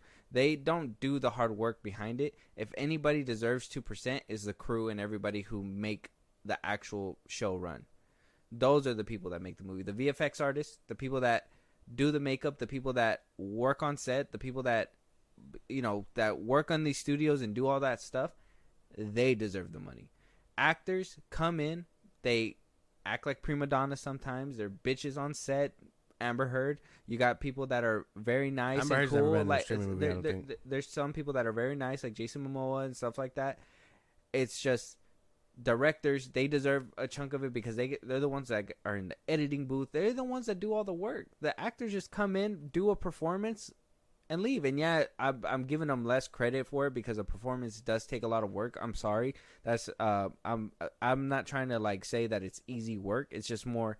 It's not a lot of work like the other people that have to put into it. You know what I mean? There's so much more people that actually make the gears turn that they are just the people that are in the movie. Well, I understand that, and as someone who grasps the concept of those background people that make the machine turn, there's still no show without the actors. Yeah, you need the big names to pull them in. I'm not gonna lie, especially for Netflix movies. Yeah, but if you already signed a contract saying if you're in my movie, I pay you this much of what the box office is, you get this much of what of Well, you can't tell though because we don't know percentage numbers of that. The actors, they come out, they say they get box office, they get a piece of the merch with their face. We're not talking box office. We're talking like streaming and things like that. That's what they're fighting for. Yeah, but that's what I'm telling you is that is they already get all these things plus the money that they get off the top. That why do they also need streaming? Because by the time those movies hit streaming, now if they are straight to streaming movies, then that's a different thing. They have to make a contract for them where they're going to get a certain amount or whatever for doing their work within this movie, but that's it. You already get residuals for being in that movie, this little bit already. And when that movie dies out, eventually when that movie dies out, eventually you're going to get smaller and smaller and smaller. But why do they always have to live rent-free for the rest of their life just because they were in that movie? They don't deserve this much. If the movie starts slowing down and dying, you're only going to get the little bit that you're going to get by that point. If the movie's been 18 years old, yeah, it might have been a banger, but understand it's been 18 years. Time to do another banger or get another payday. You got to work hard for that shit. That's just the way that I see it. It's like when it comes to streaming, that's a different ballgame. You're already getting a lot from box office and everything, but like I said, those up-and-coming people that are on streaming, they do deserve an upfront check or a percentage of whatever maybe like the first week does or something. But other than that, move on. Start working on your next project. Make a bag from that one. When you become this top-tier actor like fucking, what's his name, Robert Downey Jr., who only did 10 Minutes and Far From Home and made over $1 billion, bro. Like that tells you how important he was to the company, that he made himself that name and he deserves that payday. If you're just this up and coming and you're just like, oh, I deserve 2% of whatever you guys get, it's like, why? You just came in and acted, and that was it. Like I said, I'm making it sound like I'm discrediting it, but it's not easy. Like okay, what he's saying is compare, fuck you, Tom Hanks, and all those other people that I guess give him good performances is what I'm hearing. Okay, yes, they give good performances, but other than that, what other work do they put into the film besides promote? What do you mean? They act, they give you the feeling and stuff. And granted, yeah, you need all of those working cogs, but I'm not trying to we're not talking about the behind the scenes people. How awkward it would be if it was just two people standing in a room and they were just looking at each other crying. You know how awkward that would be? No. It would be completely awkward to the point where an editor needs to come in, edit that scene, put music behind it, put a score, give it a backdrop, make sure that it looks all this stuff. Two actors are just one piece of the whole puzzle, that they're not that whole piece, though. There's still other people that make them look good.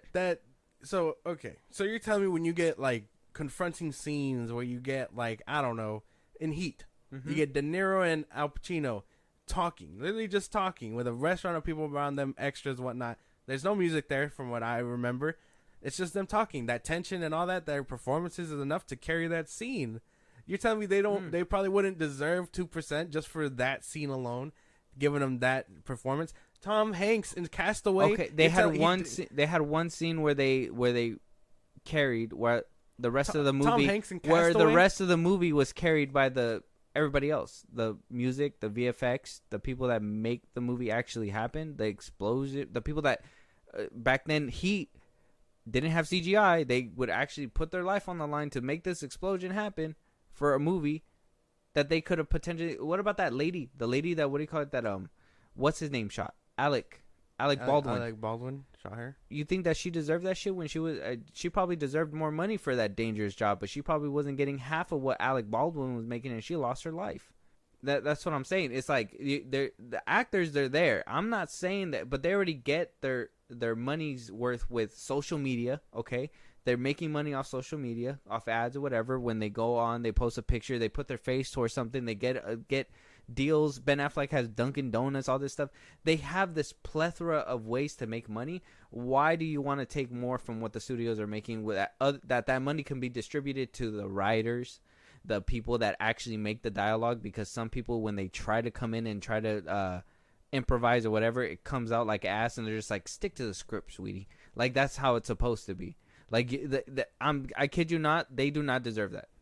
I think other people Jonathan Majors taking the liberty to like improvise most of Kang's lines. He doesn't deserve a fat check for quite literally carrying Ant-Man and Quantumania. Congratulations, but he stuck to the script in the next movie. And he's going to stick to those scripts. You're not going to tell me that you're going to put on people on shitty sets, I think they deserve a bonus compensation. Like Ryan Reynolds, who had to go in there with not a finished script, improvise and stuff like that. That's why he gets writer's credits now. Now he gets paid not only for acting, but also the writer's portion as well. Once you put your name on it, you are entitled to a piece of it. So they get money in other places. They do still get that point if they get that actor cred. What's her name? The girl on Wednesday, Jenna Ortega. She didn't have writer's cred before. Now she's a producer and a writer, has a writer's cred. So now she has two names. She's not only being paid for an actress, she's getting paid for those two things too. So, I mean, there's other ways to get the money. It's just, you got to do that. You can't just come in and be like, I deserve 2% of what the fuck you guys just made. Because I put my face to it. Well, yeah, because you're getting a bigger check and a good performance from these actors. Now, should you be The Rock, putting in less work as an actor, literally just not acting at all, and then still getting billions of dollars for every time you're on set? No, that shouldn't be the case at all. But he pulls in tickets. His smile, his physique, the way that he is, brings people in. So, kind of like Robert Downey Jr., that's what I'm saying. The way he was Tony Stark. A lot of people just went just for him.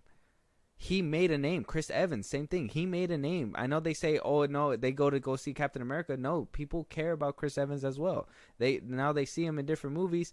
It's kind of like, oh, they're never going to be the same as that person. But at the same time, they still see them within those movies. And they're like, they're just going to draw attention. They get monies in different ways. There's no way. No, man. There's no way. There's no way. That's so weird that you're actually discrediting actors. That's insane.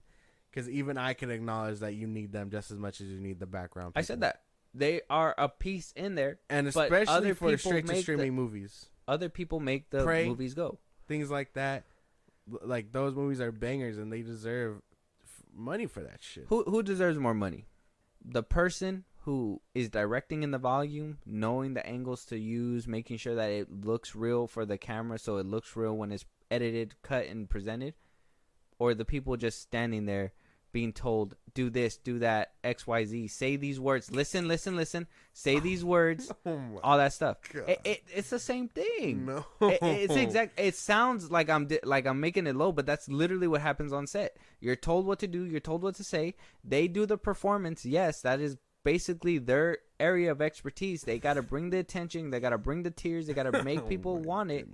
But at the end of the day, there's other people that do the hard work. The directors, the VFX artists, the background people, the costume people, the makeup people. They make those people. If an actress or actor were just to walk in on set, they would look like shit. They need somebody to do their makeup, put their wardrobe on, put them in there. I'm pretty sure if they said, hey, this is a scene, go at it. Some people can improvise and it'll be good. Some people will not improvise very well and it'll be shit, and they'll be like, read this.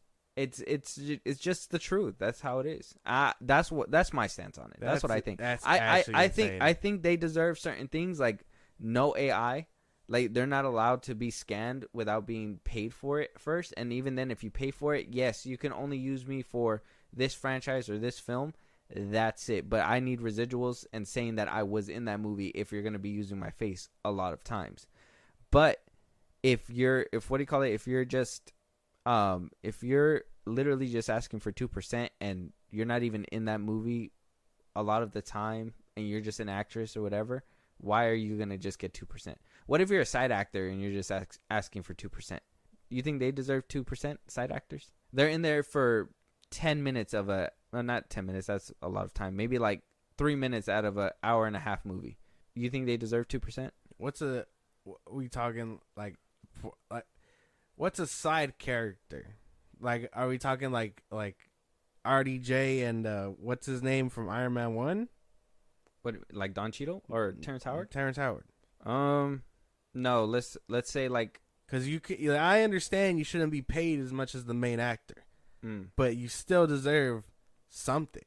Not as high as the main guy, but enough to live. Like, you know what I mean?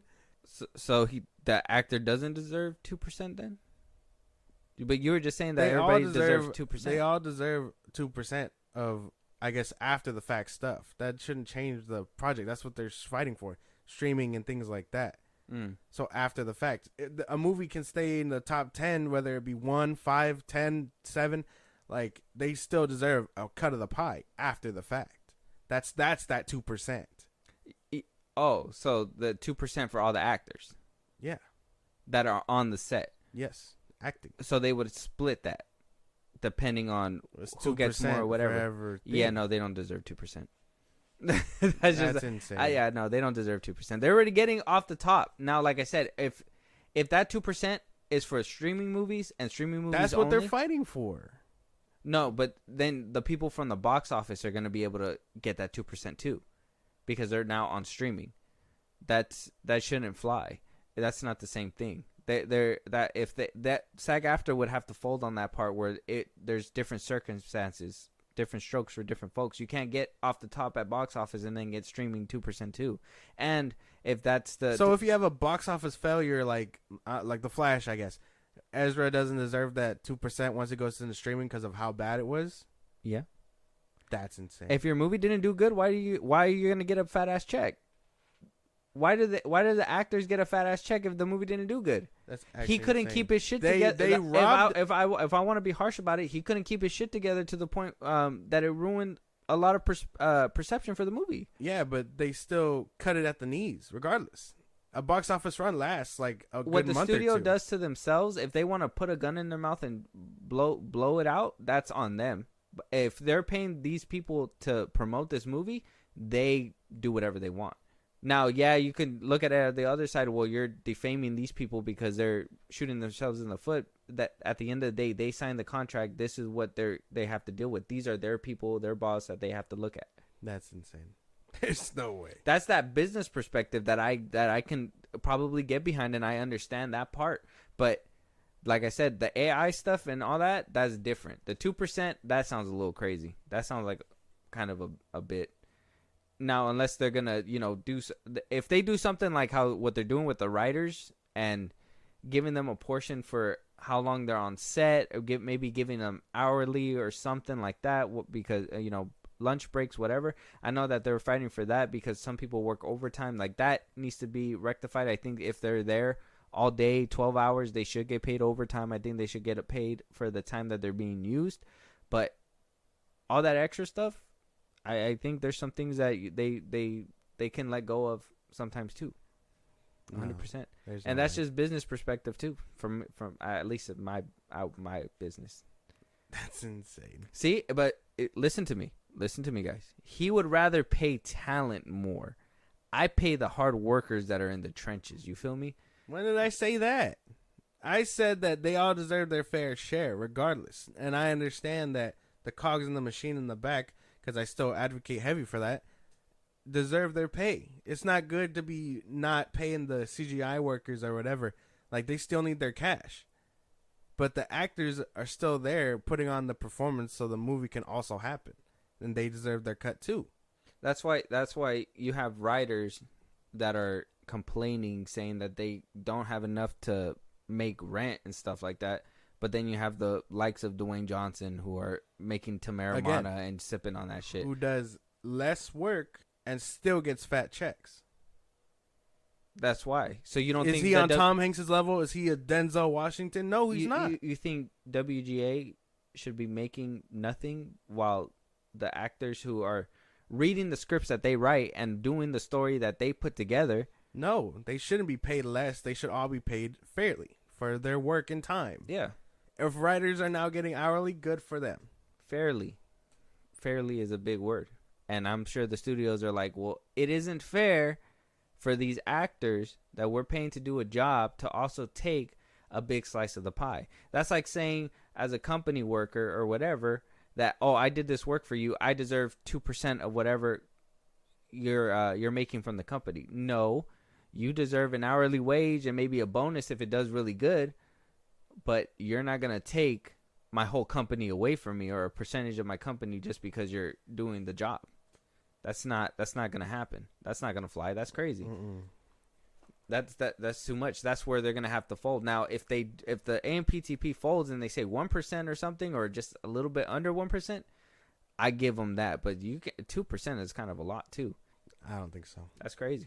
No, that's crazy. But the other things, 100%, 110%. But we also, that was a good debate right here. Bump that. I'm not gonna bump you for that. What? Well, see, I'm Dylan Danis in this, and he's Logan Paul. Dylan Danis, he's Logan Paul. 100%. The way you were just talking about actors is insane. There's no way. I can't. I'll bump for the debate, but I really like. That's all I wanted. Was the way you. I guess for debate reasons, stooping actors that low was insane. Its tactic was insane. It's not low. I'm not putting them low. That's what it sounded like. I even said and prefaced this too, is that I'm not discrediting the work that they have to do, because at the end of the day, they do a performance. They do something that possibly I can't do, where it's like give you that emotion, give you that feeling, and make you feel those things on screen. Yes, but at the end of the day, you still have other people, the people that wrote the dialogue for them to do that, the people that wrote the scene and told them to do those things, the people that edit that scene, the people that put the music in the background, the people that like run, the director who gets the angles and understands what's gonna hit home for a lot of people. They deserve that money too. They deserve a piece of the pie, not just actors. It's insane. And if I would rather the 2% go to the writers and all that stuff, because they do more of the work than actual actors, because they, like I said, they have all these other avenues where they can easily make more money because they're famous. So I'm not discrediting their work. Insane. If that's what's really like stumping you, because you know me, I'm a movie fanatic. I love movies, but I know who actually does the work. I'm just saying. You know those credits. You know the credits at the end of a movie, those long ass ones that you guys don't even sit through. That unless there's a post credit scene. But even then, you laugh at the names or you look at them and you just are like, oh, whatever. All those people down there made that movie for you. The few actors that were the few actors that were on top take 30 seconds to 45 seconds of the screen. The other two to 10-minute range of credits is the hard workers that put the movie together. And then at the bottom are the money-hungry companies. Yeah, exactly. At the very bottom, the last section. And this is brought to you by the studios that don't like to pay your people. That's literally we're how the guys it goes. not paying the ones up there. Exactly. So that's just where. That's funny. That's just where I'm at with it. I think actors are good, but hey, man, we gotta do better when it comes to where the money's split and where certain dollars should go. I think if they do a 2%, WGA should also get a part of that pie and say that pot that you were talking about where all that money is going to go, they should get a good chunk of that as well, and then sprinkle it out, accordingly as it goes down. But you can't just give actors this and not WGA, because WGA barely got what they get, 1 point something. They got like a 1.8 or something, 1.6. I would say 1 or below 1 for the SAG AFTRA. I don't know. Yeah, that's where we'll find the divide there. But the interviewer goes on to say, "Can you talk about the mood of the conversation before they broke off? Was there a sense that talks would be smoother after the studios reached a deal with the Writers Guild of America?" Desher wound up responding with the Writers Guild. Also, they broke negotiations with that too. So now that a contract has been agreed upon, everybody's all warm and fuzzy. But at the time, I think it was very conscientious that they don't like to give away ice in the winter. So I've never really dealt with this kind of ingenious and need to get their own way. I think that they're very used to getting their own way. I think that the idea that we want to go into a pocket to compensate for the lack of income that we cannot get for our worker members in a streaming model, it is just so repugnant to them, and they just feel like, who are we to want to get compensated the way we used to be? Who are we to think that they deserve to make an honest wage that meets inflation? Who are we to challenge them in any way? We should be so lucky to get whatever they want because they're the bosses. And I keep pointing out to them that kind of business practice is unsustainable nowadays. It was maybe something that people brought into the 20th century, but that dog eat dog, the bottom line is the bottom line. It just doesn't pan out, and we can't think that way anymore. We can't go in a whole new business and not question how this is going to impact the fundamental contributors to your business. And that's exactly what they did. And now they're like annoyed at us for pointing out the problem. It's really like an alternate universe. I can't even believe it. And I keep trying to put it into a global context that they have a responsibility to workers. They're leaders in the industry. They should set the example for industries around the world. This is their opportunity as well to raise the bar on how employers deal with workers, how they thank them, how they include them, and how they treat them like people. Yeah. Give them a pizza for lunch one day. Dear God. Don't they cater to these people? They cater them food. They do all that stuff. Now, you have that time and time again where, like, you know, studios do shady shit like DCEW. Like we were talking about, DCWB. I was talking to you the other day about Alan Richson or whatever. That he was in TMNT, the Michael Bay ones, and how poorly they were treated as these voice actors who were doing the turtles. And that, you know, he said a story that he was left in a parking lot with the other 3 members and wondering when they were going to get picked up, but because I guess because of contract stipulations or whatever, they were the last ones to leave in the middle after a 14-hour shift in the middle of the night. So it's like that was after they called for like help and producers, like, what the fuck is going on? Why are we left here, kind of thing. Yeah. So they had like their own shitty times, and I understand. That's why I think people should get compensated for shitty productions. If you're doing work that you don't like, as long as you're doing work, you should get paid for that. But there's, you know, like I said, business is business, and it gets trickled down. I think that's insane, actually. Walking away from the table and just ending conversation is insane. Like what goes through the company's head at that point? Where they're just like, where you guys are being ridiculous, and they leave. You know what I mean? That felt like we're getting the opposite reactions that the WGA thought that they had. Yeah, because the ball was in their court most of the time. And here it feels like, SAG has the ball, but they're not even trying to compete. The companies, they're just like, you guys are ridiculous, and then they're like not taking them seriously, like they did with the WGA. Like even if they do come to a deal, like who's to say that the WGA won't, or the SAG won't fold, basically? Because they're at that point they're like, okay, we'll take what we can take, but they shouldn't fold like that. They shouldn't fold, and they should get certain things. I think that healthcare stuff is an important thing. I think them getting that AI thing is an important thing. There's certain things that is important. 2% is not one of them. She goes on. She was asked, this will officially be the longest strike in Guild's history next week. What are your thoughts and how we got here? Desher responded, well, I think it's indicative of the fact that they stopped talking back to us July 12th and didn't come back until less than 10 days ago. You know, we only met with them a couple of times, Monday half a day, Wednesday half a day. That was what they were available for. Then this past week, it was Monday and a half day on Wednesday, and then bye-bye. I don't even know what they're thinking, but I did say to them, with all due respect, we have been waiting for you to come back. We wanted to avert the strike. We extended an unprecedented extension, and we called them in the 11th hour. They didn't really want to negotiate. They just want us to like what they want us to like. They don't want us to have a mind.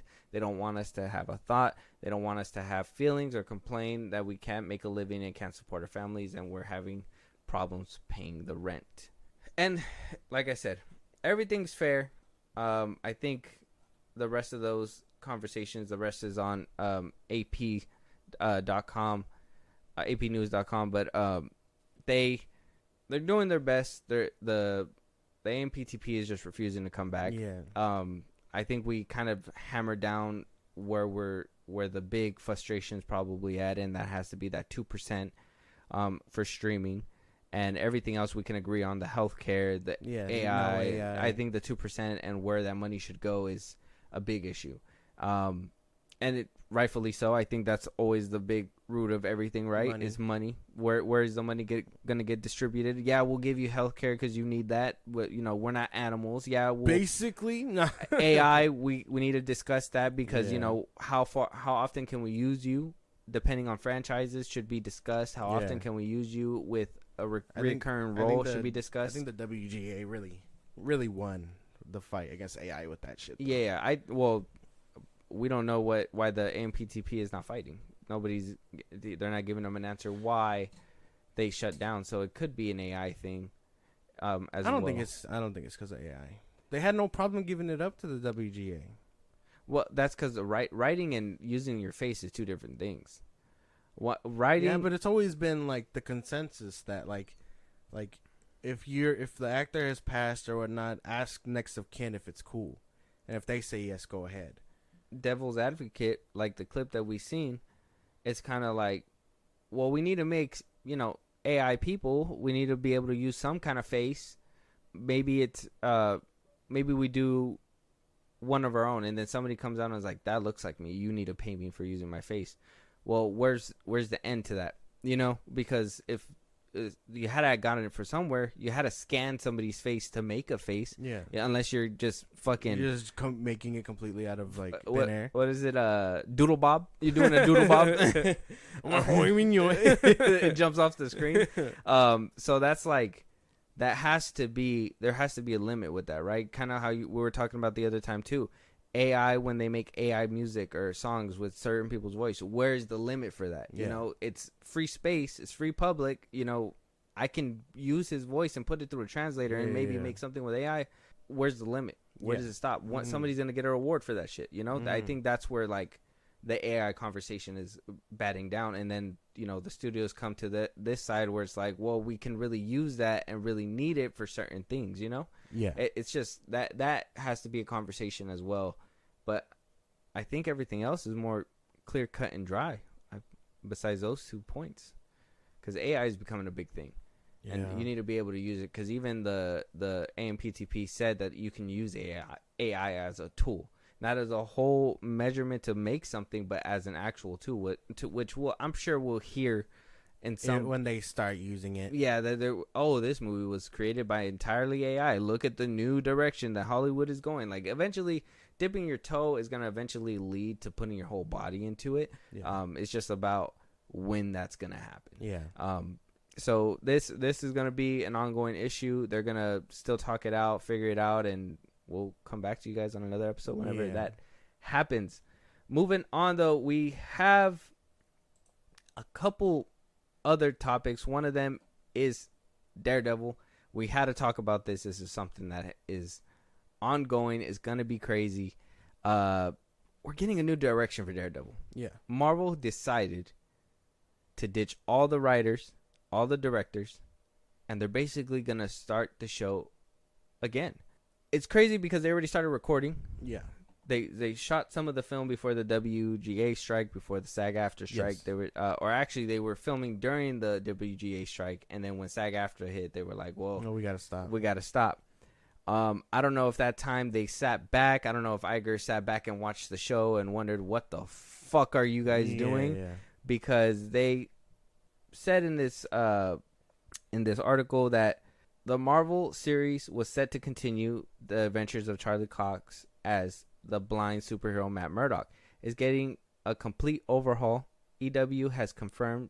The Hollywood Reporter was the first to report the news to the studio and parted ways with the head writers Chris Ord and Matt Corman, which were the two writers for Daredevil Born Again. Yeah. The 18-episode series paused production in June due to the writer's strike, giving executives, including Marvel Studios President Kevin Feige, time to review the footage. After deciding that the show was not working, the studio is now looking for new writers and directors for the project. Some elements of the original series will be kept, with Corman and Ord credited as executive producers, but Daredevil Born Again is ultimately heading in a new creative direction. According to the report, Corman and Ord's version of the series resembled a procedural rather than the bloody and action-packed version of Daredevil that first existed on Netflix before moving to Disney+. Cox reportedly didn't don his Daredevil costume until his 4th episode of the reboot. What the fuck? The situation has also inspired big changes at the Marvel Television. Daredevil Born Again is far from the first troubled production of the studio. Moon Knight, She-Hulk, and Secret Invasion went through their major revamps of their own, including head writer swaps. Going forward, Marvel plans to follow a more traditional TV production process, including hiring showrunners who will write pilots and show Bibles. The studio also expressed a desire to veer away from limited series and towards multi-seasoned serialized TV. What the fuck is a show Bible? Basically what the law is within TV. Because, you know, how, like in movies, you have to go by certain rules. Like, you know, Iron Man's not going to just turn into a mecha robot. Like, he's going to build to, you know, eventually getting to that point if necessary. You know that kind of like what they said, they have rules on Michael Myers. That's like the Bible on like what Michael Myers can and cannot do. Yeah. That's basically the show Bible, setting the precedent for a series. Okay. Kind of like what they were doing with their Disney Plus shows right now. Like, the first director basically set the tone for the rest of the show, and the rest of the directors had to follow. But how they said as well that they're going to be ditching their formula for a more traditional TV sense, like more seasons and an actual TV show. And that's fucking smart. They were not doing this the whole time. This is why the AMPTP, this is why Marvel, Disney, all these, not really Paramount. I would say some creatives have gotten it right, but Kevin Feige is a moron, bro. Fucking stupid at this point, because how are you not going to understand that making a television show and making a movie are two different things? Yeah. You can, and this is why every single show feels stretched, because they're doing a movie format for they're doing movie formats for their Disney Plus shows. Yeah. And they're extending stuff that shouldn't. That's why we always say we can cut out this episode, this one, and this could have been a movie. More cohesive. They're idiots, bro. That's so crazy that Disney Plus has been doing this, and this has been a Disney Plus issue. This is not even a Marvel issue altogether. I think this is also a Star Wars issue. I think this has been just like with all their shows just stretched out for whatever reason, because they're trying to give you the cinematic experience and make it feel different than Netflix and all that stuff. But they still hire TV showrunners. They hire all these people because they're a different department.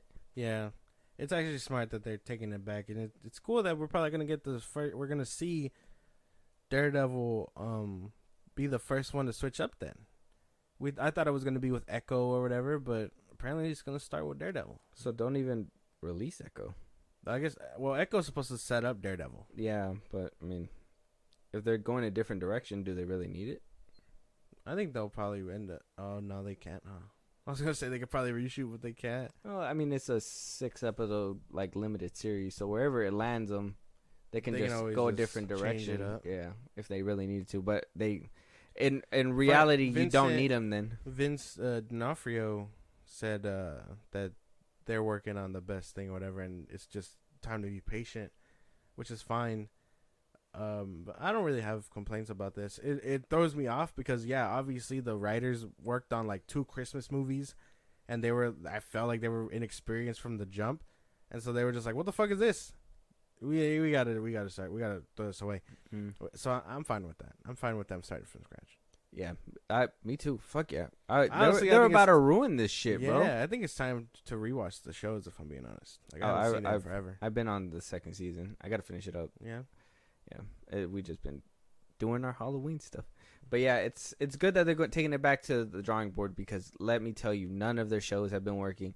They said a few of these shows. They said She-Hulk, Secret Invasion, and Moon Knight. There was more shows out there that they could have really fixed 100%.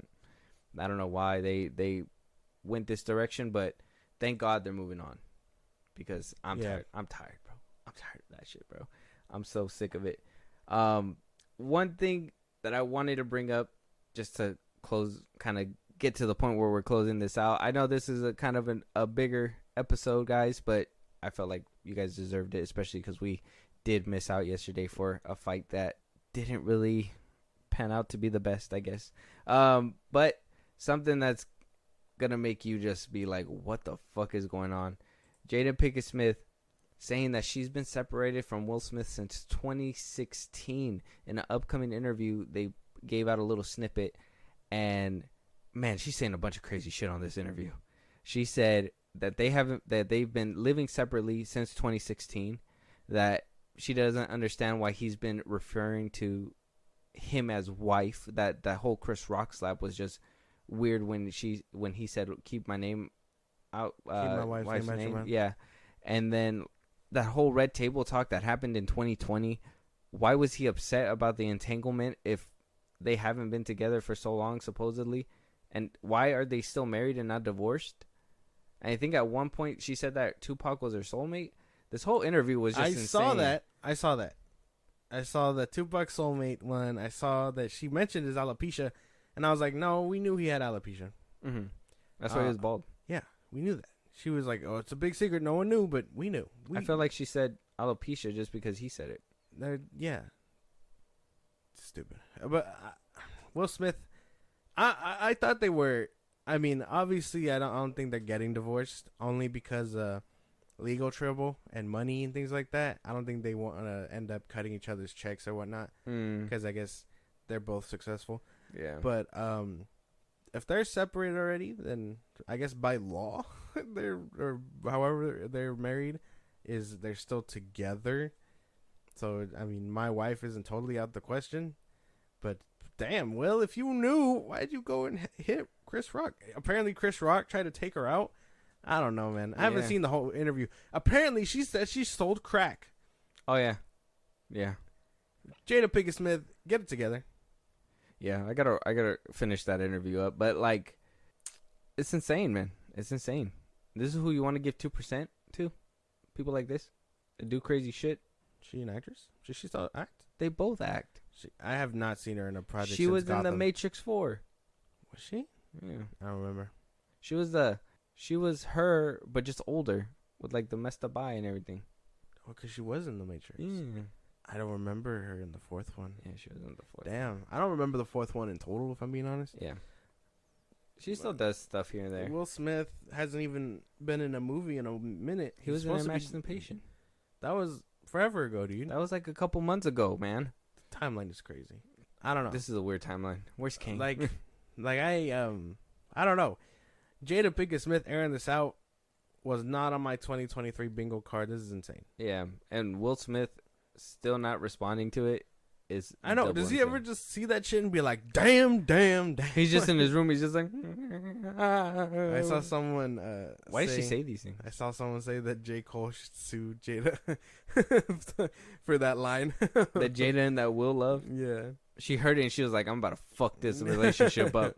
I was like, "Damn, man, that shit's." J. Cole's looking at his phone like, "Ugh, I don't want this." Like, damn, bro. Tosses she needs to shut up, man. Yeah, this one's gonna be an interesting case. Now, if Will Smith responds, we'll keep up with you guys. But I just want to start planting. He never does. That he never does. He will. This is a tall order. This one's a tall one. He will. This is gonna make him snap.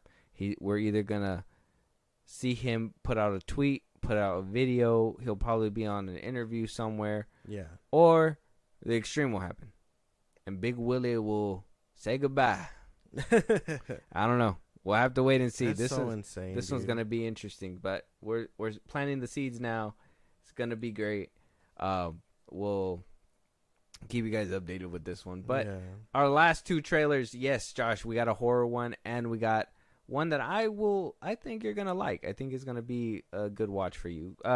First off, we've already been talking about it.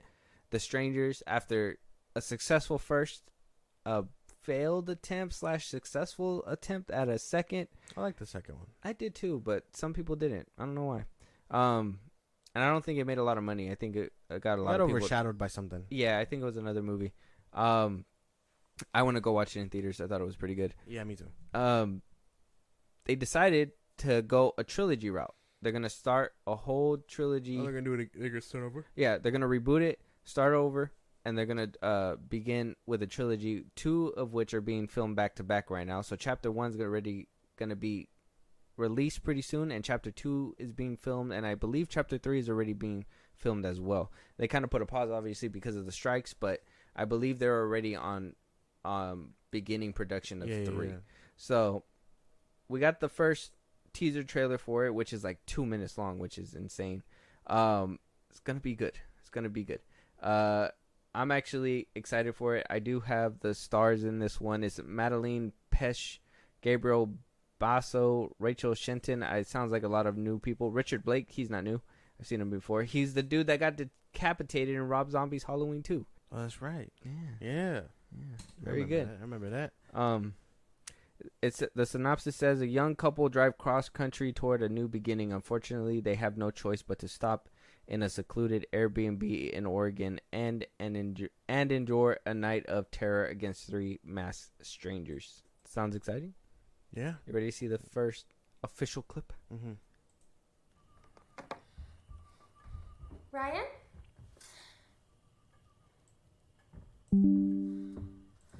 Oops, sorry. I knew you couldn't ride a motorcycle.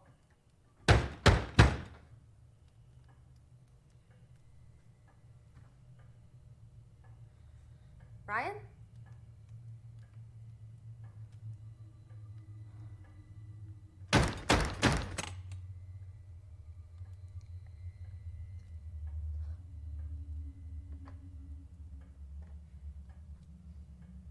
Ryan?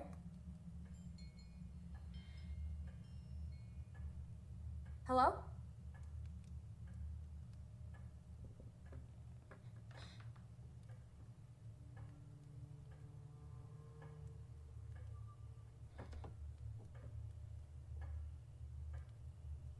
Is Tamara here? No. We already told you there is no Tamara here.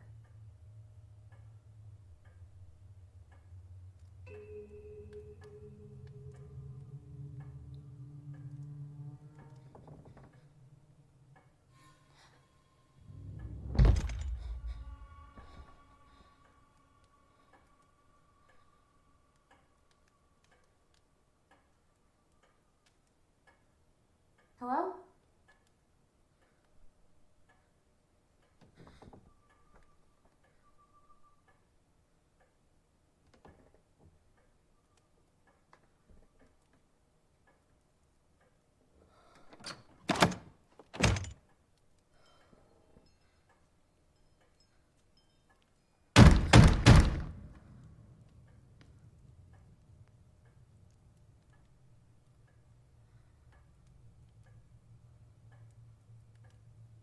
Is Tamara here?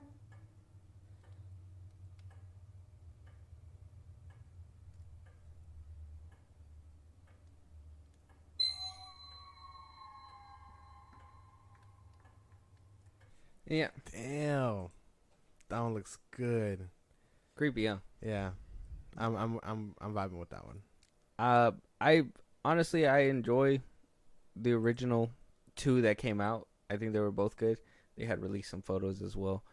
But yeah, coming out this year, it's gonna be good. The Strangers. Yeah. I was kind of hoping to see what was gonna happen in the next one after where they kind of left off in the left the out a little one. cliffhanger, I think. Yeah.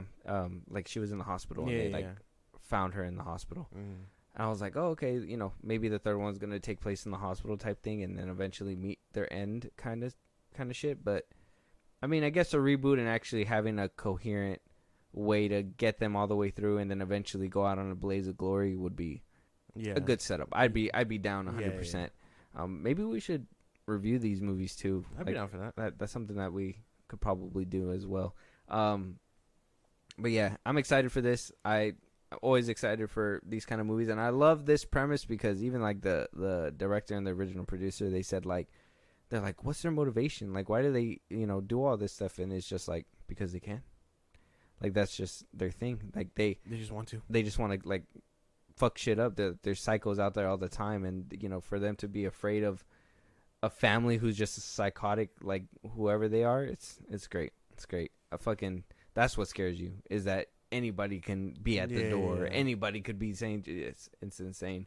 But can't wait for this movie. Can't wait for all three of them, honestly. And if they're filming them back to back, that obviously means they have a vision and they're gonna see that shit. Something cooking. We gotta see these in theaters. I'm just saying.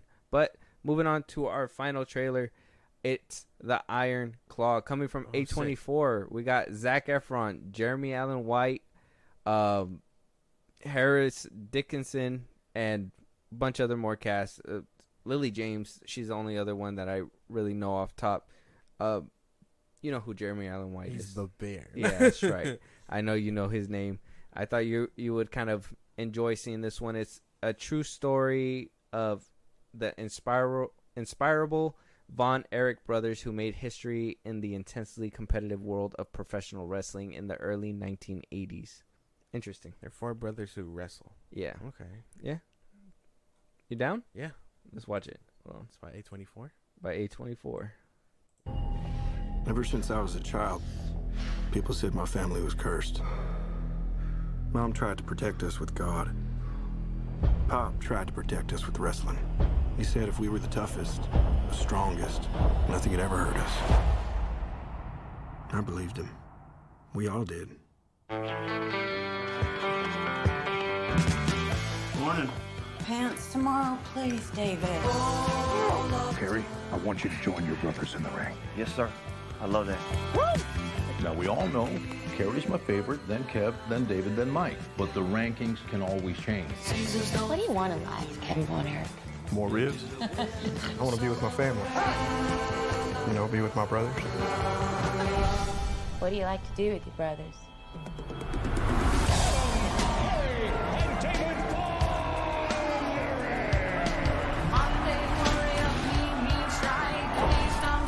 Together, we can do anything. We're here to restore justice to the Wrestling Federation that our father built with his own 2 hands. The hands that were passed down to us. The hands that will deliver the Iron Claw to you. So what do you think? Like we're alive. I love your family, Kevin. You gonna be an uncle? Yes, sir. Oh, man, that makes me so happy. I'll talk to you about something, Mom. Dad's too tough on us. You gotta say something. Baby, that's what your brothers are for. Feel that? You feel that? That's pressure. I mean, you're pushing too hard. I'm fine, Kev. Seriously, I'm just sick. I'm scared, man. It all out of control. That's a terrible accident. I should have stopped him. I need to think about my family. Your job is to wrestle. Live up to that deal, or we are through. I told you to look out for him! I just love being out there with you guys. It's the only thing that matters to me. The Bonner will forever be the greatest family in the history of wrestling!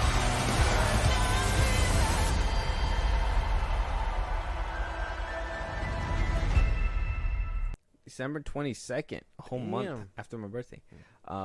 That's gonna be nice. That's gonna be a good one. That looks good. Yeah. I haven't finished the Bear season 2. Full God disclosure. Damn it, man. Yeah. Full disclosure. It might be time to rewatch it. I like Jeremy Allen White as a actor, so seeing him here, I thought he was gonna be a little bit more stocky, kind of like how Zac Efron went balls deep into fucking Bane shit. Like that shit's crazy. How the fuck does he get that physique? Is you gotta have money for that physique, 100%. I think his problem is just that he's short. So maybe it's because of him being that short. His physique's gonna be a little different, obviously. But he still looks built. This is insane. Yeah, not as built as Zac Efron, but yeah, built. No, Zac Efron's a freak. Looks crazy. Excited for this one. Honestly, what did you think? I felt like you would have really got a kick out of this one. Oh yeah, no, it looks good. I'm vibing with it for sure. I'm not a big fan of wrestling, but this one seems interesting enough. Oh, for the actors too. Oh yeah, like, obviously. Yeah.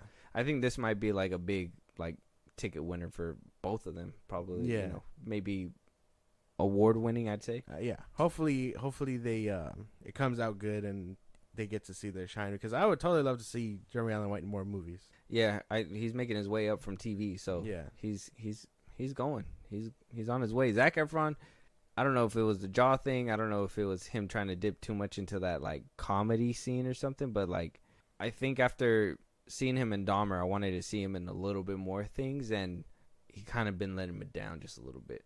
So I kind of wanted to, like, he played Dahmer for a second, and I kind of wanted to see him do something different and actually like use those chops, like actual serious acting type shit, like not be a like in Baywatch and stuff like that, you know, like this dumb jock or whatever. Yeah, not in the comedy scene as heavy. Yeah, which makes sense because he did do a lot of comedy, and while it did work, his chops are. We got to see his chops again. When was the last like serious role he had? Was that like High School Musical? Don't play with me. No, there's no way. I know he's been in a lot more stuff. What's the serious role he had? It's just hard to remember because I feel like he's more notable for what he's been in comedy wise. Mm-hmm. Obviously, Dirty Grandpa, like that's a funny one. Then he had that one with what's it called? What was his name? The dude from Whiplash. His name's Zachary David Alexander. That's hilarious. Which one? The dude, Miles Teller. Yeah, he had that one with Miles Teller. Can't remember what it was called. He had a movie with Miles Teller. Oh, The Awkward Moment. Yeah, that one. That one was like a comedy too, though, and he was playing that like douchebag or whatever. Charlie St. Cloud. I never saw that one. He was in The Con Artist. I didn't see that one either. Yeah, he did He did a couple serious movies that I never saw, but I don't know why I never seen him. Gold. This one looks like he's dirty in this one. This one came out last year. I don't know. Zac Efron really hasn't been hitting my radar, but after seeing this one, and maybe it's because A24 is attached to it. Yeah. But that's the thing too, right? So studios also could make movie stars. Man, this is a whole conversation that we can really like dive deep with that guild thing, because like if there's actors like that where you don't really know, but then they're coming out in from a banger studio that does not miss, then it's like, isn't it the studio that's giving them the recognition and reputation now? No. The writers are what put these people on this path. Yeah, it's inner workings, not the studios. I don't know. That could be a whole conversation. But December 22nd, this looks exciting. Can't wait to get into that one. And honestly, this might be a contender if we can squeeze it in before our yearly like ranking, right? What are you typing up over there? Yeah, no. What are you looking for? Nothing. Oh. Zac Efron, his like movies are just weird. That's it. That's the only takeaway. Seeing him in this one is just gonna be crazy because it's a serious one.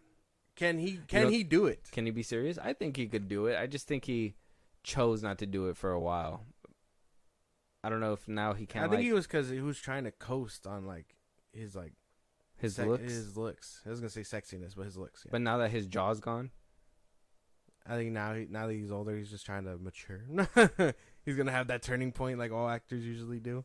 Yeah. Ever since he got his jaw rebuilt. That's so dumb. Such a dumb decision. He was like, "I look too good. Let's fuck this up." Like, well, no, he got in an accident, man. I don't remember that. Yeah, he got in an accident and it fucked up his jaw, and that's why he had to get it like refixed. And he got it like obviously as well as he could, but he didn't do it on purpose. He actually he got in an accident. It looks terrible.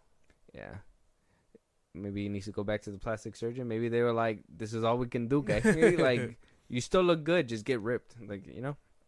But either which way, good movie. Looks great. I can't wait. You can't wait. We'll watch it when it comes out. We'll keep you guys in touch with like all the new stuff that's happening. There's obviously a lot to talk about. We went on a whole discussion. Like I said, I want to bump you one more time. That was a good debate. Good job. Yeah. Even though you don't agree with me, I'll slap you up about it later. But with that being said,